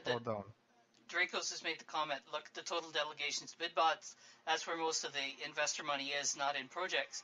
So, Matty Yari, it's too bad you're not on mic, or can you come on mic? I'm curious as to how you would force investors to participate and curate manually, or anybody else for that matter. I just kind of wanted to point out. Well, I just wanted to say one thing that we kind of forget too is, we're talking about either. I mean, it seems like there are two camps in here. That some people feel investors are having too much sway on these things, and some people are saying, okay, well, we don't actually really listen to investors very well, and that's why they end up taking these sort of quiet, easy paths to return on investment. But that is the purpose of an investor, return on investment. So for me personally, I'm pretty anti-bid bot. I mean, it's something that Jeff and I looked at very early in our witnessing career because they weren't really a thing, and we thought we would do it. We broke it down. We couldn't find a way that we found both ethical and useful to the platform. Like, we'd make a lot of money, but we wouldn't necessarily really be helping distribution. And we also really didn't want to take the time to start breaking down how would we, make these limits in a way that would control our own profit. Better to just do stuff that focused on the chain. But the way that I look at this, and it's one of the reasons that movement hasn't been fast enough for people, is that even if you could force someone, that's a very careful line to toe, because lots of people say, well, why don't you just fork some stake out? Or, why don't you just fork this out or that out? And that's a very extreme answer to a lot of questions. Yes, it is a possibility, but it's one of those things that you don't want to undertake and you don't want to look at without, obviously, it's not going to happen without consensus, but it's an important thing. We don't want a chain that can simply, everybody's just going to fork out the things they don't like. The idea is to create a system and to take enough opinions on board that we don't have to be forking out everything that scares us or that skews our ecosystem, because that's not good for stability. Yeah, it's kind of a situation where we have to take the good, the bad, and the ugly, depending on what we're served at the moment. In that, what the blockchain allows, there's going to be good, there's going to be bad, there's going to be, stuff in between. And until consensus is reached, we kind of have to deal with it.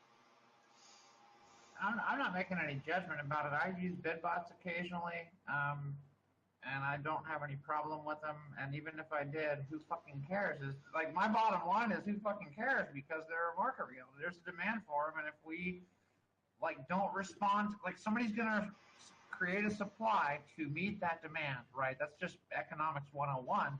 And if you try to limit or restrict that, that's like Crimson Clad just referenced. I mean, that's really a slippery slope. We're stepping away from a decentralized free market when you get into that.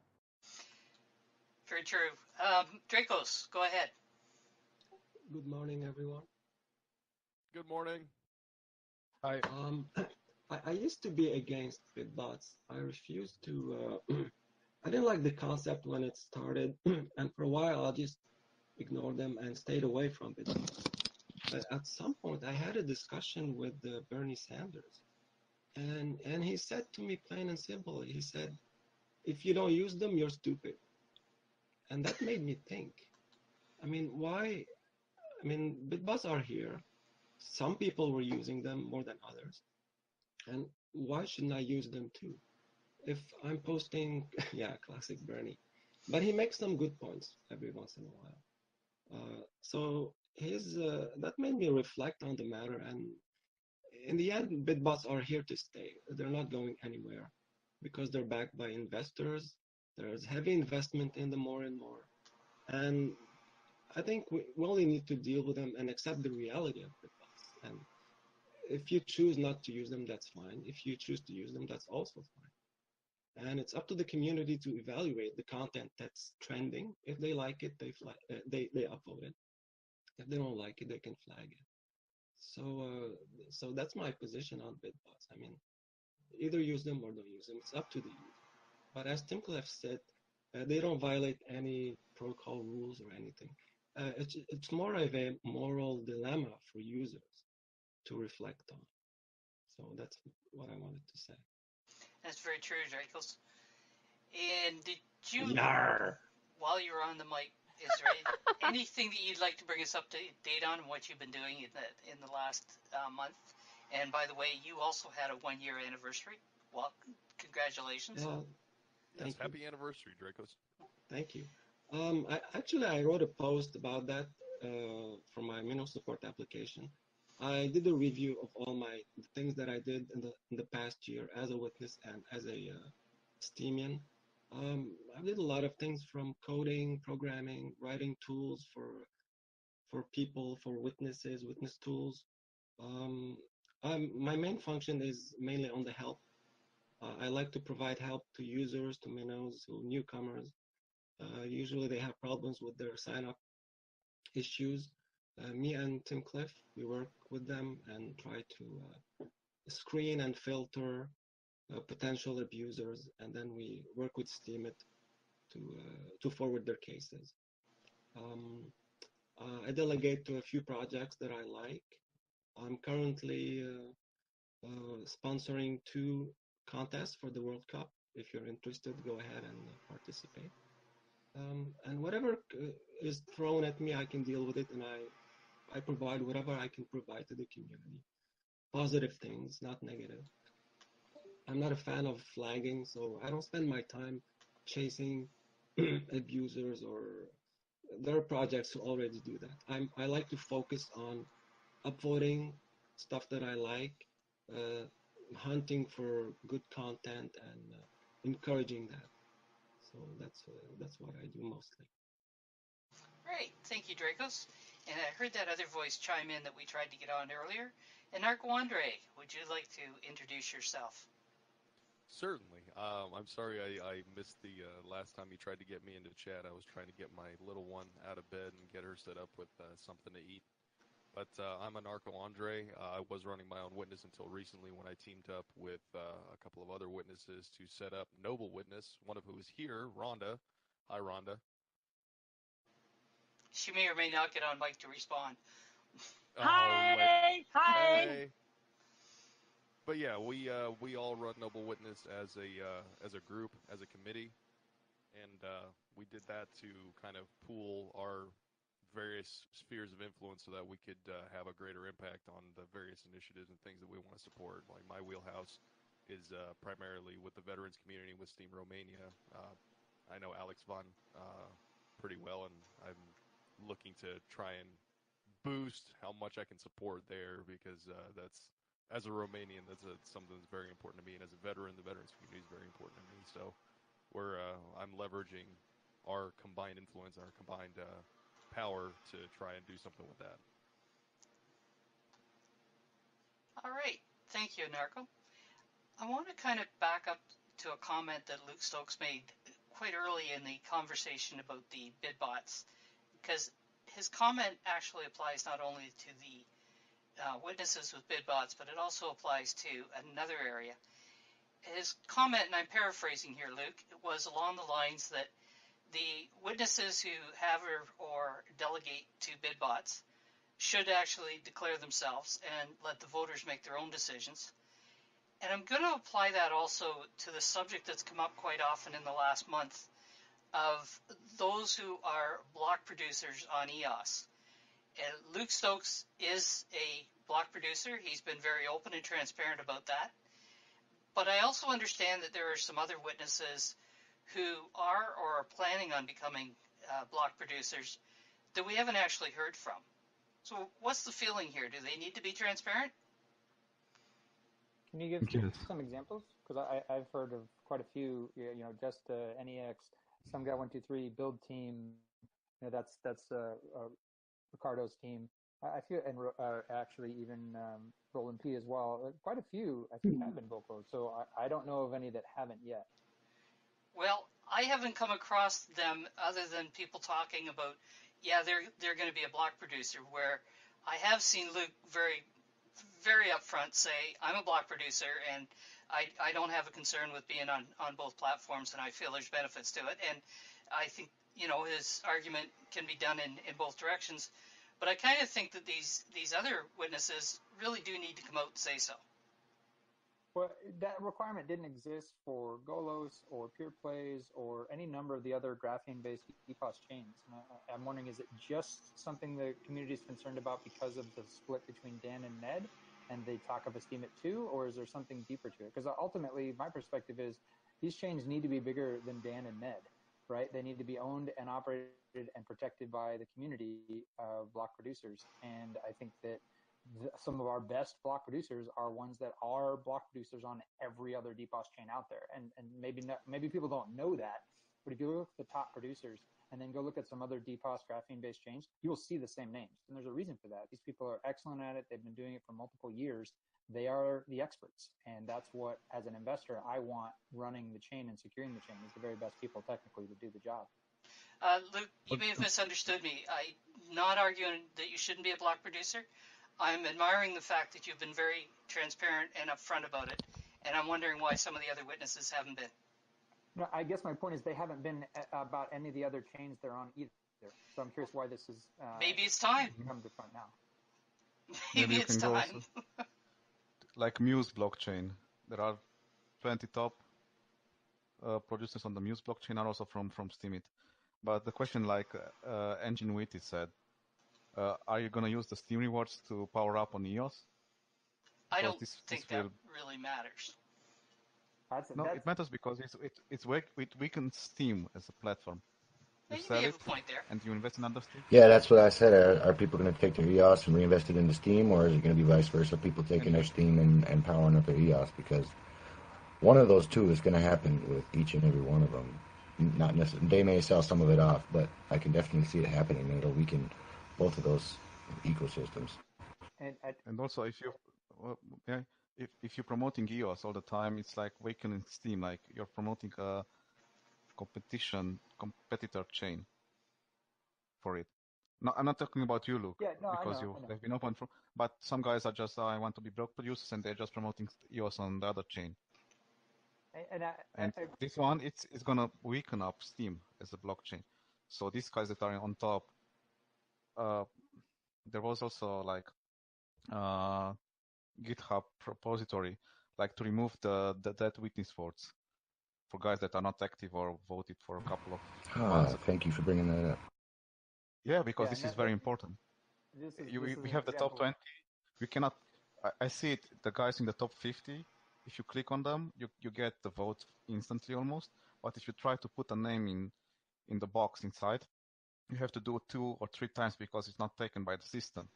It's quite unfair for a guy who's lower than 15, now hopefully lower than 100, if it's going to be implemented.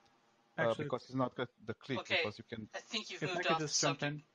Go ahead, Tim. I just want to really quickly touch that glitch where a vote happens and then it disappears has nothing to do with whether you're voting for someone who's in the list or not.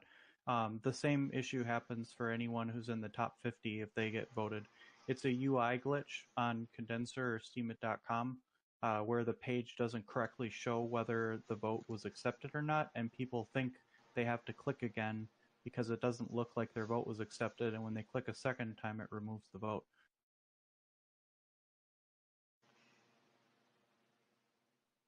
Okay. So, Luke, I think one of the things that I really appreciated when I've heard you talking about the fact that you're on both EOS and you're on Steam is that you've talked about the scenarios where you can actually kind of take a look at what the two projects are doing and identify where some strengths are that maybe one or the other project could be utilizing. And, since they're all open source projects, I don't have an issue with that. And as again, I said, I like the fact that you've been transparent on it. I'm just wondering why some of the other witnesses are not being equally transparent. Yeah, and I think it's a good question, but again, I go back to they haven't been asked to do that for all the other graphing projects they've been involved in. So there's probably a unique situation here where there's a perceived threat, there's a perceived competition, and even that one, I'm wondering how well versed people are in how graphing technology actually works and how how the blockchains actually function.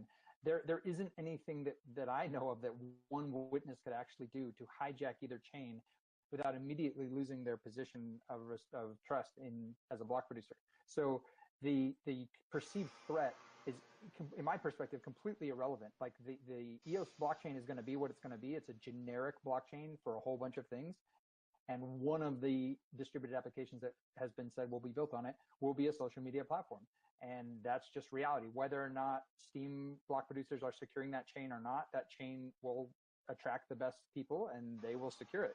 So it's an interesting concern, but I think there's two parts of it. The other part about the funding and how the money is used is, I think, is a good one too. And I talked to NEX about this, about Steam cleaners and how the money is used. And I'm like, I think you should actually talk to the community to say, hey, I'm sometimes spending $300 a day supporting this kind of stuff. So I think more transparency on the financial use of stuff for witnesses is a good thing. I do the exchange transfer report every single week so we can actually look at how many people are cashing out to exchanges. And, it's not perfect, but it's the best way we have right now to look at transparency. They might be cashing out to exchange and then going right back to another account they own. So that happens too. But I think there's multiple parts to it. There's concerns about competition on the Steemit.com side, and then there's concerns about the use of funds. And I think both of these things can be addressed. I think the competition on Steemit.com actually is a good thing. I think Steemit Incorporated needs a little bit of that. They've been sitting on their laurels a little bit too much, in my opinion. Well, I can't disagree on that.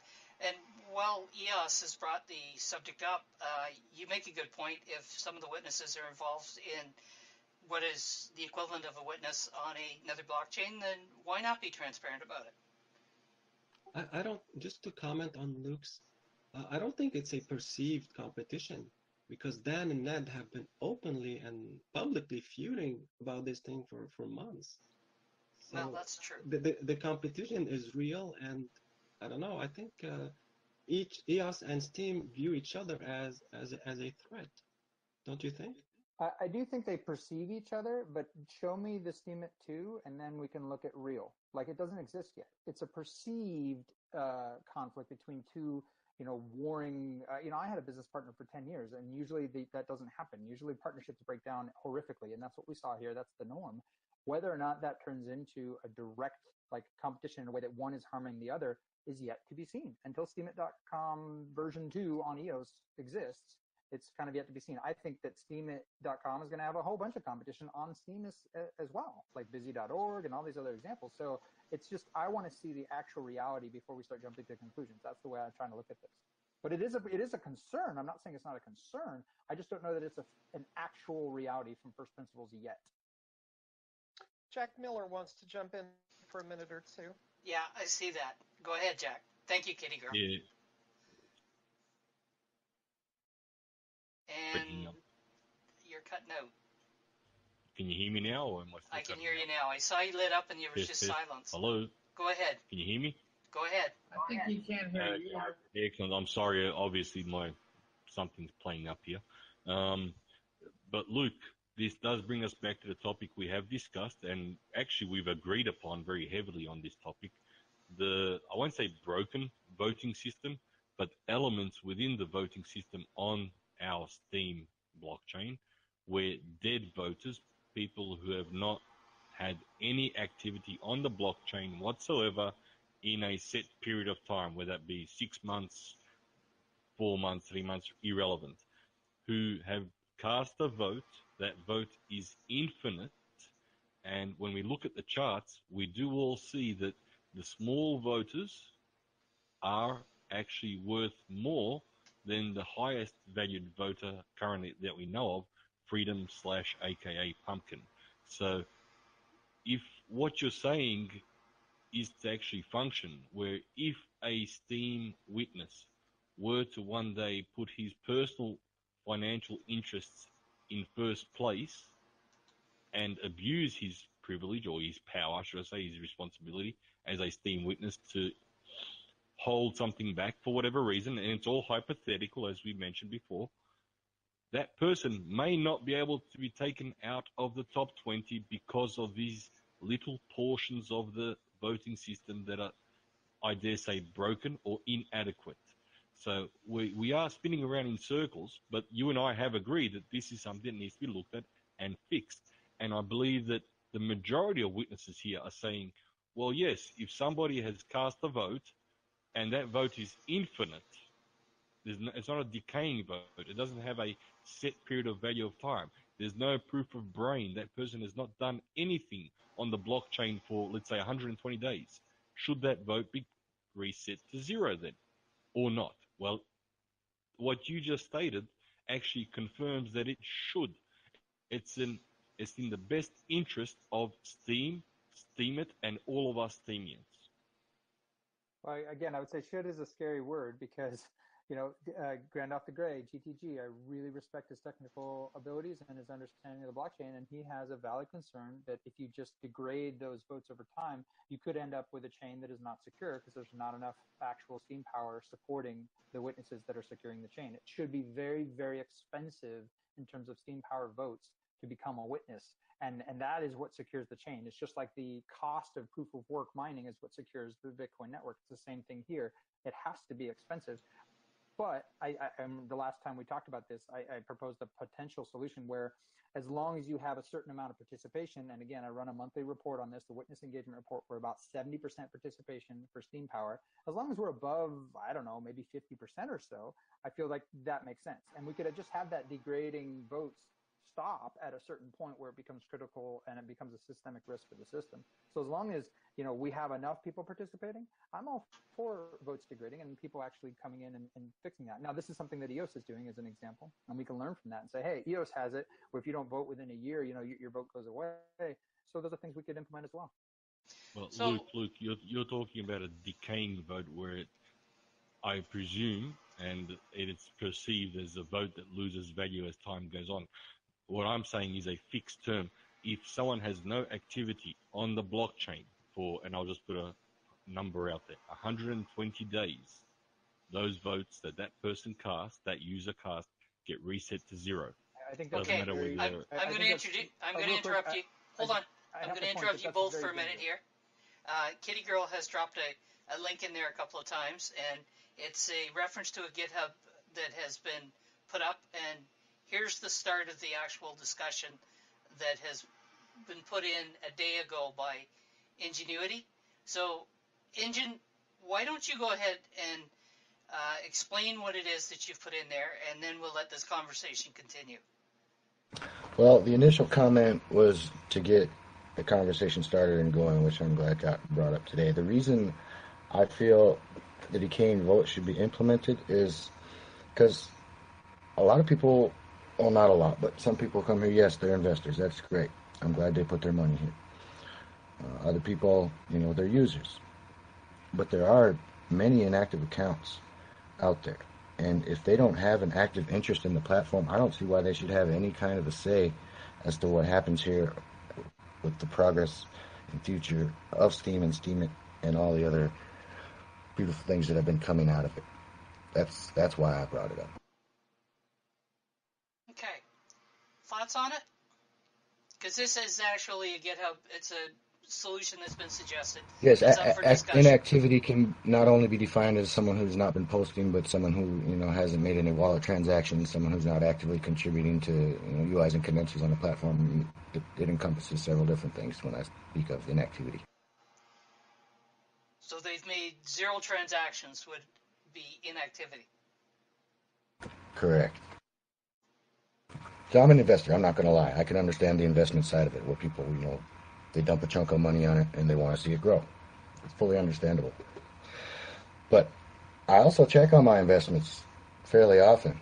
Once every 6 months for some of the longer term ones, and the other ones I check once every couple months to see how they're doing, see if I need to focus in a different direction, like with different stocks and bonds and stuff like that. So to say someone's just going to dump money here and not even look at it for 2 or 3 years is it's not believable to me. Okay, so well, it's not that they don't look. Sorry, I'm just jumping in quickly. Okay. It's not Go that ahead. they don't look.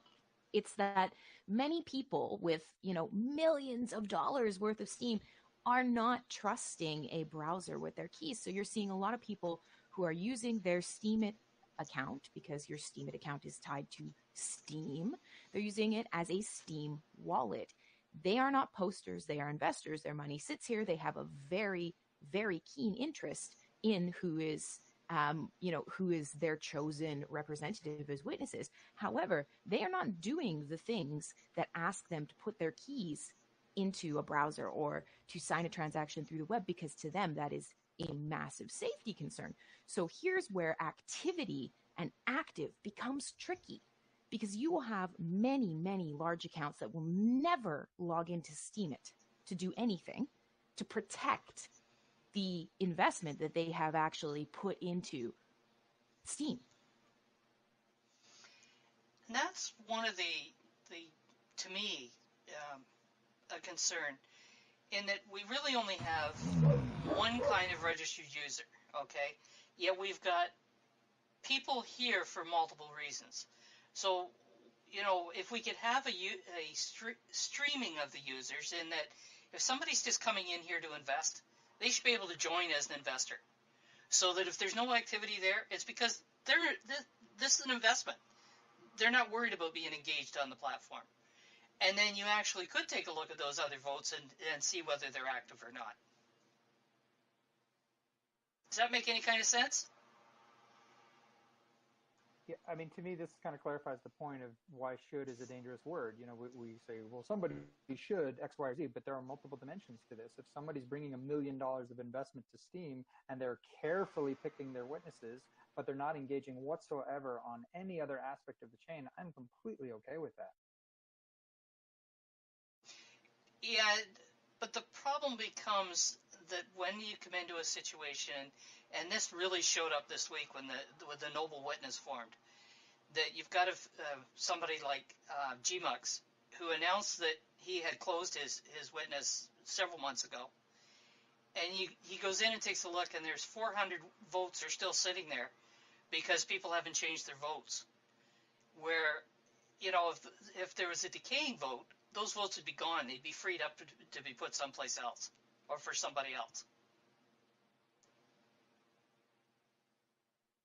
And again, this is why I try to run a monthly report to show, and I always list out, here's all the dead witnesses people are still voting for. And so a lot of this is a matter of engagement, education, connecting. And like Tim was saying earlier, if we had a way to get a more active dialogue with these investors, maybe we could fix some of these issues and let them know, hey, by the way, you're voting for someone who's not really adding any value and protecting your investment. You might want to change that. But Luke, are these people on our blockchain at all anymore? Are they users? We don't know. Yeah, I would say a lot of them aren't. A lot of them are probably just on an exchange somewhere, or they are, like we said earlier, just sitting in a wallet. So it's a problem of communication. Yes, but we have a better mechanism for communication than any other blockchain on the planet. So I'm at least encouraged by that. Luke, but how does that protect the investors? It doesn't. It puts them at risk. Their vote is worth less because they're voting against, I'll dare say, dead users. Wait, can you clarify that? That's not how it works. Their vote is not worth any less. If I vote for 20 dead users and then I vote for 10 active users, those 10 active users are just as strong a vote as they were before. Well, the perfect example is in the top 20. If we say, for example, that Freedom/Pumpkin has the largest voting power that we can see physically on there now, he cannot take out anyone out of the top 20 with his vote. Yet if the dead voters were to be removed, he could. his vote will have a higher influence, and he could protect his investment in a much higher value because his vote will be worth more. Not worth more in the sense that his value jumps, but in the sense that he's not competing against, I don't know, 10,000K worth of MV of people who are no longer here. Yes. I don't know that you could actually refer to freedom as being a dead voter. I've seen reports where he's been doing some delegation. No, recently. not freedom. Not freedom. No, he's saying is, freedom. I'm Freedom's referring vote to would freedom carry more weight. as the highest investor right now that's voting. But he's up against potential voters there. He votes, for example, for Luke Stokes. And Luke Stokes may have 3,000, 4,000, just hypothetical case of voters who are dead users. They're no longer here. They haven't been here for a year or half a year or 3 months or whatever. His vote is actually worth less. Why? Because he's competing against votes that are no longer active users. They're not here. You see what I'm saying? It's not protecting the best interests of the investors, nor the blockchain, nor us users at the end of the day. So when you have X amount of interfaces to the blockchain, everybody's talking about, notify them, notify. How do you do that? There's a lot here because, and I think people are going to listen to me kind of present these counterpoints and say, oh, well, she wants dead witness. No. In fact, I would like to both see sides, probably, so go right ahead. Yeah, it's important. This is how we come to the conclusions that we need to come to, is by exploring these other sides. But the reality is we've talked about this on a number of other points today. There's not only one interface. There's not only one way to do things on the chain, and especially in the terms of witness voting. Maybe that's all you do. You literally go through CLI wallet commands and you broadcast a transaction to vote for witnesses, and you don't do nothing else because that's all you care about. You've got your Steam and you've got good block producers to support that. Now, how do you see that in a Steemit wallet if you're a Steemit user? How do you see that in a Busy wallet if you're a Busy user? How do you know what I mean? How do you actually break down what transactions are valuable to you and what you feel are valuable to the chain again? And that is a really tricky situation. But the thing that I want to also remind people, and this becomes another issue as well, is, okay, we find a time to just knock off a voter that we feel is dead. All right, they're done, they're gone. Those vests are not being used towards anyone else either, which is still should be a concern in the system. I mean, yeah, you've got this sort of argument that, well, votes that are left are now worth more. Sure, but would you not want participation from all of these large investors? And is that not important? So a notification on one front end or whatever the case may be that we're suggesting is still not complex enough. It still doesn't have the outcome that we want to see, which is why this keeps getting talked about. No magic bullets here. Crimson Clad, if I was an investor I'll just pick a number, with 1 million Steam, I will be looking after my investment. But if I was one of these little guys that hopped on, earned 10 or 15 or 20 or 100 MV worth of a vote, and said, oh, bugger it, I'm alpha here, I'm back to wherever I was before, I'm no longer, or I just died, I'm physically dead. Don't get me wrong. If I had $1 million worth or 1 million Steam worth of investment, I will be looking after my investment. That's, I dare say. But does that mean that you need to come in and cast a vote? Like, what if I'm here and I appear dead, but my investment is doing exactly what I want? My votes are chosen exactly the way I want. However, you also have no way of knowing that. Like, I'm not disagreeing that this is a problem because, I mean, it is. I don't think it's a huge. They can cast an upvote on something. They can cast an upvote. They can use Steam. But why? Sure, but why do you vote get to determine what a person has to do with their stake? And here's the thing again, because, okay, I've voted for witnesses, but I have chosen that I do not want to sway the reward pool in any way. I'm not going to self-vote, but I'm also not going to vote for anybody else. My interest lies elsewhere. And again, this is not the case. Obviously, this is the opposite of how I personally feel. But I've cast my witnesses. I'm watching my witnesses. And in the year that I've been on the platform, I'm still happy with the people there. You know what I mean? And I don't actually watch them on a Steemit platform. So the reality is how do you force someone to do something like that? Crimson Clad, I fully agree with what you're saying. I actually understand you 100%. I think that most of us do. But let's look at reality. When we get to 1 million users, to 2 million users, SMTs are coming. So I'm not talking about figures which are hypothetical. I'm talking about very realistic figures by the end of 2019. If we get 100,000, 200,000, 300,000 dead votes at let's say 100 MV or less, it becomes a problem. We are then putting ourselves in a dictatorship. I'm going to interject here with a observation here. I think that Crimson's made some interesting points in regards to how do we determine a inactive voter. We do know that we can determine who is an inactive witness. So instead of the, quote, inactive voter being the trigger, why not the inactive witness, and that triggers those votes being released? So that, even if the person is still active, all that's going to happen is they're going to discover that they suddenly have another witness vote to put somewhere because the one they were voting for is inactive. For how long? Because you might have a replay or you just take the server out for maintenance. I've seen the suggestion made 90 days. That would have to consensus would have to be reached on that, but that was the suggestion I've seen. Shadows Pub, that doesn't resolve the issue of the already thousands, in future millions worth of MV, SP, values of votes out there, which are infinite from people who are no longer on the platform whatsoever. I get that, Jack. I do. But I also get the other part of the argument that if the person has put their stake in here or earned their stake if they've done it through posting, and they've still got an interest in the platform, they do kind of have the right to have that vote in place. The other argument is that if they have been dead that long and they are not doing anything, their stake is not growing.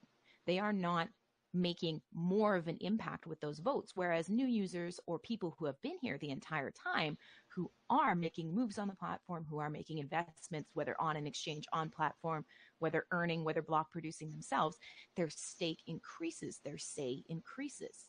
So there is that. If somebody goes dormant and they're holding a whole lot, okay, but it's not increasing, it's not moving, it's not shaking. And everybody else who is active, who is talking this out, who is looking for these rules, is. So there's that as well. But to me, it should be on the block producer themselves. If you start sucking and you start sucking for a long time, then you know what? Yeah, maybe we should release your votes. And that to me is a more important thing to look at personally. Here's something that just came to mind, and I'll leave it at that. I won't jump in at all on this topic after this. How about we consider Dolphin level 5,000 SP to be a serious investor? Anybody that casts a vote from Dolphin level up, 5,000 SP or up, can have an infinite vote. The ones under it, if they are not active on the blockchain for 120 days, their votes get reset to zero. That resolves the issue of dead users, and it also defines what is considered to be a serious investor or a high-level investor and somebody who is working their way up to being a high-level investor. It's just a suggestion. It's just food for thought.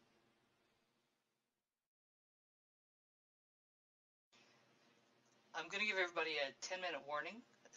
I know we could probably talk here all afternoon, but that ties people up when we can come back to this in a month's time, which is probably a good time for me to comment that we will set the next chat for the 21st of July, same time, same place. So in the last 10 minutes or so, I'm going to throw the floor open to the witnesses who would like to make a closing comment. So we'll start at the bottom of the list this time. And Tim Cliff had to drop off. You're a soul. You didn't get a chance to speak, so now's a good time. Hey, I missed most of this session, so not 100% sure what went on, but I do think vote decay is a good idea. I put it forward a few months ago. Ned said that he liked it. Never heard anything more back from him on that. I think there's good ways to do it, there's bad ways to do it, but there's definitely space for a good way to do it being implemented, and I'd be fully behind that. That's it, really. Okay, and the real wolf, he came in late, didn't get a chance to speak. Did you want to come on and say anything? Not seeing the mic unmute. Oh, the mic's not activated. Okay. All right. Scrooger. Hi. Yeah, thank you. I just want to say thank you. This was quite fun. It was the first ramble I sat in. Yeah, a lot of interesting topics. I think next time, yeah, I'll try and be a bit more active. It is like 2 a.m. here. It was fun listening to everything, and I will definitely sit on the next one. Thanks a lot. All right. Rhonda Gay. I don't really have anything to add, but just that this was great being here. I just really enjoyed everyone that was here. I loved hearing from Luke Stokes, as always, and Tim Cliff, and all of the other witnesses that I'm getting to know. And like Shadows, I just want to thank everybody for participating. This is how we change the face of the platform in the world. Thank you, Rhonda. And who's next up there? Maddie Harry, you didn't come on mic. You're still muted there. Okay. Luke. I just want to say thanks again for having me. I'm sorry I showed up a little bit late. A lot of stuff going on. As you may have heard, the EOS chain froze for about 5 hours, so I was involved in a little bit of that. And also, I got to hang out with my kids today. They've been I've been working hard the last week or two. But this has been a great conversation, and I will try to make an effort to be here more regularly. Is Surpassing joined us? Yeah, looks like he's in on the right on the witness list online. No, Surpassing is probably running his other. Just because they're over on the right doesn't mean they're actually here in the channel. Oh. If they're in the voice channel, then they're here. My bad. Yeah, Surpassing Google joined us on Thursday and had a visit, so that's why his name's over there. And Jack Miller, you're next. I'm a very big supporter of a thing that I read ages ago called Top Politics. It stands for Transparent, Open and Public Politics. And hats off to you, Shadows Pub, for making it possible for all us Steamians, because you really have set the pace as far as making this idea of a transparent and open political scene possible for everybody here. Thank you. Well, I'm a strong believer in communication between groups, and there's a tendency for silos to develop if it doesn't happen. I'm just going to draw your attention back to the text chat there. Matty Arias has shared with us a announcement about on Steam, a better interface on the Steam blockchain. So as you get an opportunity, you can go and have a look at that announcement. And moving up the list, who's Injun? Any last words? Final words? Thoughts? Last words are so final. Or maybe he's not even with us. Silence. Dracos. Okay. Crimson. I am here, sorry. Okay. I'm reading on two different screens. I was beginning to wonder if my connection had died. Well, so much appreciated as per usual. I know many of you listen to me talk often. You can't really escape me, so I appreciate that you put up with me here too. In terms of closing statements, mostly I remain available. If you need me, you can find me on steam.chat. You can find me out on the platform. You can find me here in Discord. Most of you do when you need something. Sometimes it might take me a little while to get back to you, but I'm available in all your communities to help. And so is my witness partner, Jeff, who is Follow BTC News. So we basically try to address everything that people bring to us, and anything we can address, we try to at least kind of explain a bit. So for me, I am going to hop out. I'm probably not going to stick around too much longer afterwards. I do a show on Saturdays over on MSP Waves. If you guys are interested, it is a community chat. I basically help new users and talk about the Steam blockchain and technology. And today I'll be doing some charitable work as well. And I play some music. So otherwise, a big thank you. Thank you, Crimson. And Coffee was listening in, but he wasn't really participating. Anarcho, Andre. Hey, thanks again for having me. Sorry I came in a little bit late. Not only did I wake up late, but then my daughter wanted to get set up with some yogurt and a Lunchable. So it took me a minute to get here, but I'm glad to have had the opportunity to be here. Just like Crimson, I'm around on Discord. I don't really spend too much time on Steam and Chat anymore, although it's probably something I should fix. But I'm here on Discord if anybody needs help or if anybody has questions. I'm open to answering any kind of questions that anybody has, especially for me as a witness. I think that's one of my responsibilities. And I'm very, very excited to see where we go with my project and Rhonda together, Noble Witness, and see where we can take that. Okay, thank you, Andre. Alex? Also, I want to thank you also for the nice discussion and the exchange of ideas, even if you don't have the same view on topics. But I think these kind of exchanges are good because we can see where are the problems.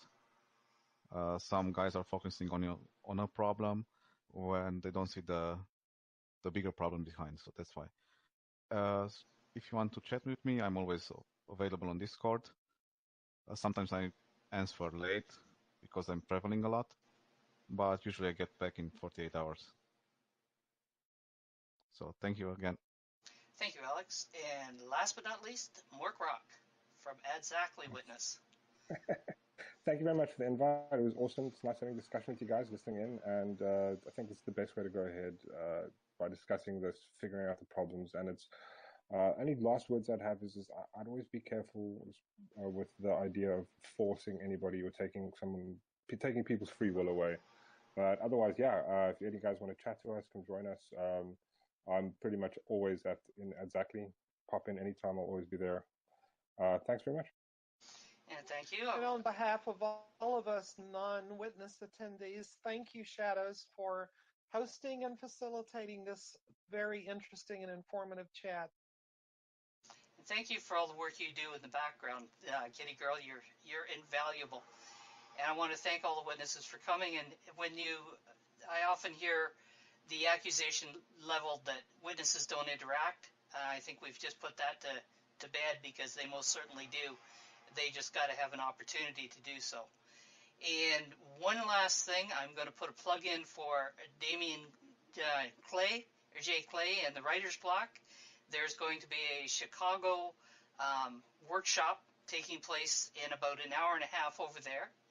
And if you're not interested in that, then get your butts into MSP and listen to Crimson. So thank you very much, and we'll see you again on July 21st.